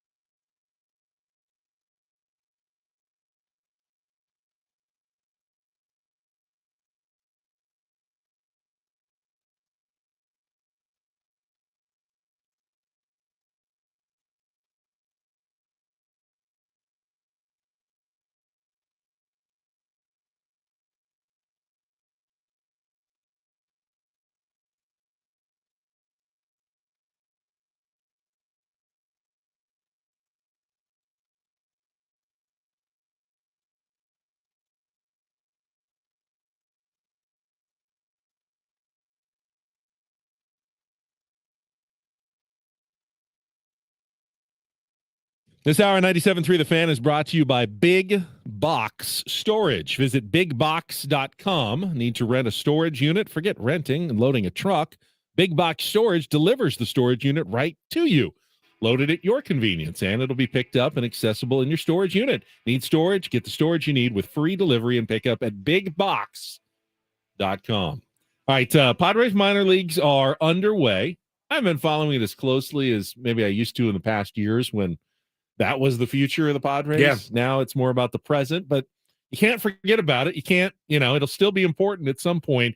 Kevin Charity from Matt Fryer is going to get us caught up after a check of traffic on 97.3 The Fan. From the premier Cadillac of Carlsbad Traffic Center, part of the Premier Auto family, here's Kelly Danick. Traffic is sponsored by Premier Kia of Carlsbad. Got a collision on the coastline, set on 5 at Cassidy Street. Got the fast lane blocked. Also crashed on westbound King Freeway to Wolf Kelton. Everything cleared over the right shoulder. Surface Street accident in the Little Italy area. This is near the intersection of Columbia and Grape. In fact, it looks like they've had to shut down the Hawthorne Street off-ramp northbound 5 until they get that cleared. With a huge selection of new Kias in stock, they're sure to have the Kia of your dreams. They're right off the 5 freeway in the heart of Carlsbad.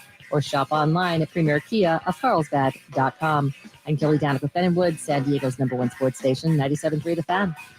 Well, let's go out to our Premier Chevrolet of Carlsbad fan hotline. He's been keeping us up to date on the Padres in the minor leagues for years now. He's Kevin Charity from MadFryers.com. Good morning, Kevin. Hey, what's going on, guys? How you doing, buddy? Doing well. Thanks for asking, man. Good, man. Where do you want to start, Casey? Because, typically after about 2 weeks in, we're not quite at the point where it's like, oh, God, time to panic. We need reinforcements. Although there is one reinforcement that will be coming up in a week, barring, anything out of the norm in Fernando Tatis Jr. But who else is impressing you right now? And what do we have to look forward to?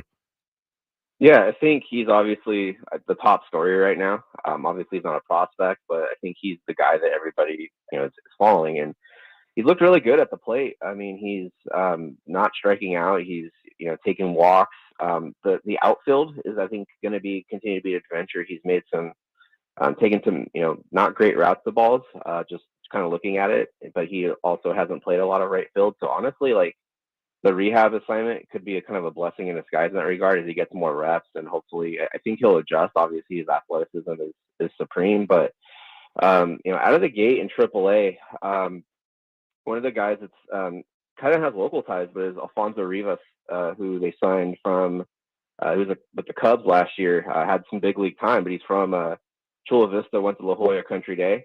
And out of the gate, he was our player of the week to start the season. With the Chihuahuas, first baseman, left-handed hitter, was with the big league club in the spring, and so he's had a couple of home runs early on and has an OPS over 1,000, which feels like league average in the PCL. But he's been really good. Obviously, the Padres don't really have a need for a first baseman, but I think out of the gate from the position player side in AAA, he's been the guy that has really stood out. Just one more Tatis question for me. I feel like I've seen a couple of stolen base highlights, which seems like a good sign. Padres have been kind of getting torched to the big league level on stolen bases. He might be able to even the playing field a little bit. Is that a sign to you that all the shackles are off Fernando Tatis Jr.? That would be my assumption, yeah, because I think anytime that stolen bases to me are always kind of especially with a guy who has wrist and shoulder injuries, is kind of treacherous. Just because you don't know, he could jam a shoulder, a wrist sliding into a bag. And so letting him kind of be him more or less, I think is a really good sign. He's stolen a couple of bases, and, I think that's part of, obviously the power and what he can do offensively, but he's such a special base runner. And so for him to show that part off his game, honestly, that might be, to me, one of the most exciting parts about him, just because of, like you said, with the new rules and what you can do with stolen bases. I think, the Padres haven't necessarily run a lot out of the gate in the big league team, but I think having him at the top of the lineup, he's going to wreak some havoc. And that's the part. Obviously, the power is what it is, but to me, that's probably the most underrated part of his game. Talking to our pal Kevin Charity here on Ben & Woods this morning. Kevin from Mad Friars, and in the never-ending chapter that baseball is very weird and makes no sense. Jackson Merrill, invited to big league camp, comes out, crushes, looks like he belongs totally at the big league level at spring training, is comfortable, relaxed, making plays, getting knocks. and then gets down to his he's in single high single A, yeah. and starts his season with an 0 for 18, I believe, and finally got his first knock last night. What's going on with Jackson? I don't think it's anything that, like, especially with a 5-game sample, it's nothing to really worry about. It's really weird because I think I'd be more worried if you look at the underlying numbers, and in those night he's got 20 plate appearances because he's struck out once, so he has a 5% strikeout That's rate. good. So yeah, I mean, if he was out there and he was 1 for 19 with 13 Ks or something like that, I think there'd definitely be a little bit of cause for concern. I think right now he's having good at bats. I think that the entire Fort Wayne team, outside of one guy, is really just not hits this year. They're averaging less than a run per game. It's only 5 games. I don't know what it is, like what's going on out there. I think it's just collectively a bunch of guys getting off the slow start. I think there is a pretty big jump from low A to high A. Especially in the beginning of the season where you're going to have some more seasoned pitching that they're facing. So I don't think it's anything to worry about. I think at the end of the day, we saw what he could do in spring training. And the thing that you have to remember about Merrill is he only played like 43 games last year. It was the Storm. So it's not like he had a full season where he got like 450 at bats in low A. So he's still someone that's extremely young. He's still in the top 10 in the youngest players in the league. Baseball of America put that out. I think he's like the 8th youngest player. So I think for a 19-year-old in a high A, I think the numbers will come, especially the fact that, the fact that he's striking out. He's only struck out once this year, to me, doesn't concern me at all. I think he'll be fine. I would expect him in the next week or two to get hot, and then those numbers, he'll have one game where he goes like 3 for 4, and those numbers will look a lot more normalized. Yeah, it's those numbers behind the numbers, because me, the casual minor league fan, looks and goes, "Oh my God, man, 0 for 19 to start." Well, I mean, if you're hitting balls hard and making good contact, they eventually will turn your way. Tell us about Brandon Dixon for a second, because it surprises me. I think that he's on the big club, and I wonder, if you were in charge, would that have been the guy that you would have made the call when Dahl got injured? I think it probably made the most sense because he's on the 40-man roster and he can play a little infield, a little outfield. The thing with Dixon, like he's a fascinating guy because they signed him last year and he was, I think, 29, 30 at the time, and they put him in Double A just because he didn't even make the Triple A roster, and he was down in Double A, and it kind of looked like he might be a guy that was, in his last shot in pro ball, and he got hurt and then got hot and just hit home run after home run in Double A and Triple A last year. So I think he's a guy that is obviously, I don't think they're expecting him to be a big daily contributor, but I think his versatility, he's got a little bit of pop. It hasn't really translated in the big league yet, but he's had some big league time in the past, and I think I always kind of root for the guys like Taylor Colway, but with him not being on the 40-man roster, that complicates things. And so yeah, I think Dixon, while we're kind of figuring out what the next step is, obviously Tatis can come back, I believe it's a week from today, and Dahl's on the IL. So I think especially because they don't really have a lot of middle infielders or guys that can play infield outside of maybe Odor off the bench. So I think that was probably the right call. Talking to Kevin Charity from Mad Friars about the Padres in the minor leagues, and Padres have had some catching issues so far this season, especially offensively. Ethan Salas is not going to help with those this year. No, he's 16 years year, old. Probably. Boy, he was an impressive 16-year-old in Peoria when we saw him out there. But Kevin, what's the plan? I haven't heard anything since spring training about Ethan Salas. I mean, there was talk. I mean, John Conniff, who runs Mad Friars, was out there in spring training, and there was talk that he might have broken camp with the Storm. Ultimately, he didn't. I wouldn't be surprised if he's out there, May, June, maybe June and July, somewhere around there. It's maybe amazing. Yeah, it really is. God. I mean, he's just, everything we hear is advanced. It's Baseball America reported. He had a home run off of Jose Castillo in kind of a inter squad game. So he's a super impressive kid. I think right now what you have with the Storm is, they have their everyday catcher right now is a guy that is a 24-year-old they drafted last year and was, went down a level because he was in Fort Wayne last year. So there's obviously not like anybody really blocking him at that level.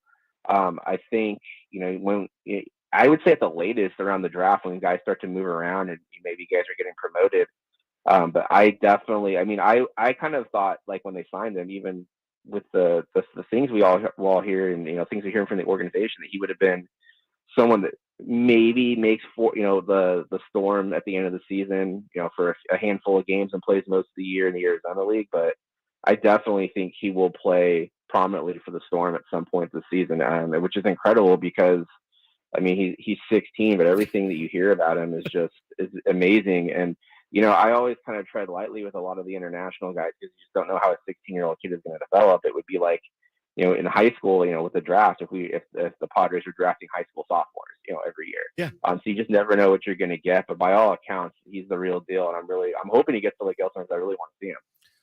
Wanted to ask you as well, talking to our pal Kevin Charity from Mad. So I got to imagine after breaking camp, Jay Groom was probably a guy that was like, all right, well, what else could I have done to make this ball club? I know is he throwing tonight? Drew Pomeranz going to open the game for the Chihuahuas, and then Groom is going to back him up. Is that correct? Yeah, that looks like it's going to be the plan. So I don't, we spent a lot of time this morning talking about the Padres arms. And is Groom a guy that you see up here sooner than later? Is he going to be a guy that they kind of leave down there for a while? I think he can be. I think with him, the thing that would concern me, even with the spring that he had, is his walks are a little bit high. He has a tendency to just kind of battle command issues, and that's kind of been the case out of the gate. He's walked 5 batters in the first 9 innings he's pitched, which isn't ideal. Could be our number 3 starter here on the big league level. If that mattered. With him, for me, like, I don't really care about ERA or anything, especially in the PCL, because it's really hard to look at that. But he's striking guys out. He's averaging about a strikeout an inning. I think if he can get to a point where he's has a little bit more command of his fastball, I definitely think he can help out. He looked great in spring training. He pitched really well down the stretch. He's had some. This year his outings have been kind of up and down. He's looked really good here and there for an inning, but he's keeping the ball in the yard at least. He's only allowed 1 homer, but I think I'd want to see him have a little bit more command before I would entrust him to start games in the big leagues. But I definitely think he will pitch innings for the big league team this year because at some point somebody's going to need, there's going to be an injury or something's going to happen. And I think he's probably right now, I'd say, would be the most logical man up on the 40-man. Julio Teheran has pitched really well his last outing after kind of having a subpar outing his first outing. So he'd be another guy in the mix, but I think the 40-man proximity certainly helps him. All right, so Teheran and Groom, if the Padres needed a starter. Drew Pomeranz hopefully coming back soon. Maybe Robert Suarez in another month or so. But last thing for me, Kevin, if the Padres needed like a relief arm, a bullpen arm, maybe a 7th inning type guy, is there anyone down there in AA or AAA that they could call? They already have Tapia up here. Yep. I just didn't know who was left. I would have. You have Angel Felipe or Angel Felipe on the 40-man roster who pitched really well his first couple outings. He just throwing 97, 98. He struck out, I think, 6 of the first 7 guys he faced.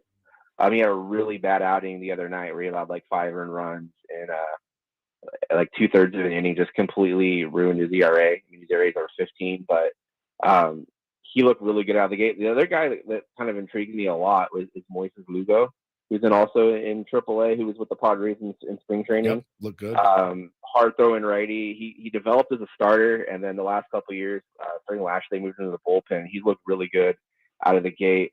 And then don't sleep on Tom Cosgrove, who's kind of fits more of that left-handed specialist role. But he's throwing the ball really well out of spring. He's throwing 94, 95 from the left side. Has a really good slider that used to be a curveball, but as he's moved to reliever, it's gotten just harder, and he throws it as a slider.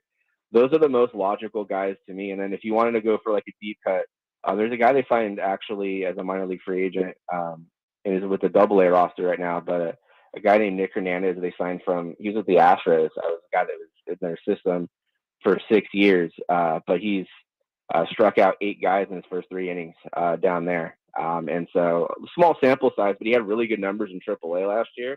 Just kind of looking at his body of work, I'm surprised he didn't make the El Paso roster, but that's one guy that at least out of the gate has been impressive. I always feel better when I talk to Kevin Charity. Every single time. I feel better, reinforcements, doing things the right way. Guys are performing, and just got to keep these guys healthy in Pomeranz and Musgrove and Groom, all these guys. We're going to be counting on all these guys, Tatis, obviously, to get us through to the ultimate goal, Kevin. So we thank you very much for your time, brother. Yeah, of course. Thanks for having me. Good stuff. Kevin Charity on our Premier Chevrolet of Carlsbad fan hotline. Save money the right way with Premier Chevrolet of Carlsbad. Visit them today in the Carlsbad Auto Mall. Chevrolet, find new roads. Of course, we always still like to lament the prospects who got away, quote unquote. See Franchy Cordero start with the Yankees, dude. Holy cow! He's set a Yankees record with 11 runs batted in his first 7 games in pinstripes. My buddy, who's a Yankees fan, texted me. Is it safe to say that Franchy Cordero is not this good? And I go, yeah, it's safe to say. Somebody said he might be this good, but just brace yourself for the season-ending injury that has seemed to follow Franchy around. He always had, the raw talent, big swing, and plays well at Yankee Stadium, right? That swing. And he's gotten up to a monster start. He had a few home runs. I looked to pick him up in fantasy. He was already gone. He's like Matt Carpenter from last year. I said to my friend, is it safe to say Matt Carpenter's a little better than what we've seen so far with the Padres? Get him going. He seems a little yet to get totally had that 1-3 run homer. Yeah, that was fun. Otherwise yet to really get on track. Get it cranked up. Yeah. So, all right. Well, that brings us to the end of today's program, filled with baseball and burritos and panic at the disco. All right, we will get a new homestand started tonight. Woodsy and Paul will be back tomorrow. I will check in hopefully from jury duty. Enjoy your vacation. It's not a vacation, it's jury duty. Third vacation. Here we go. See all of you civil-minded citizens who are joining me tomorrow up in Vista at like 7:30 a.m. For Paulie, for Woods, I'm Ben. Have a great rest.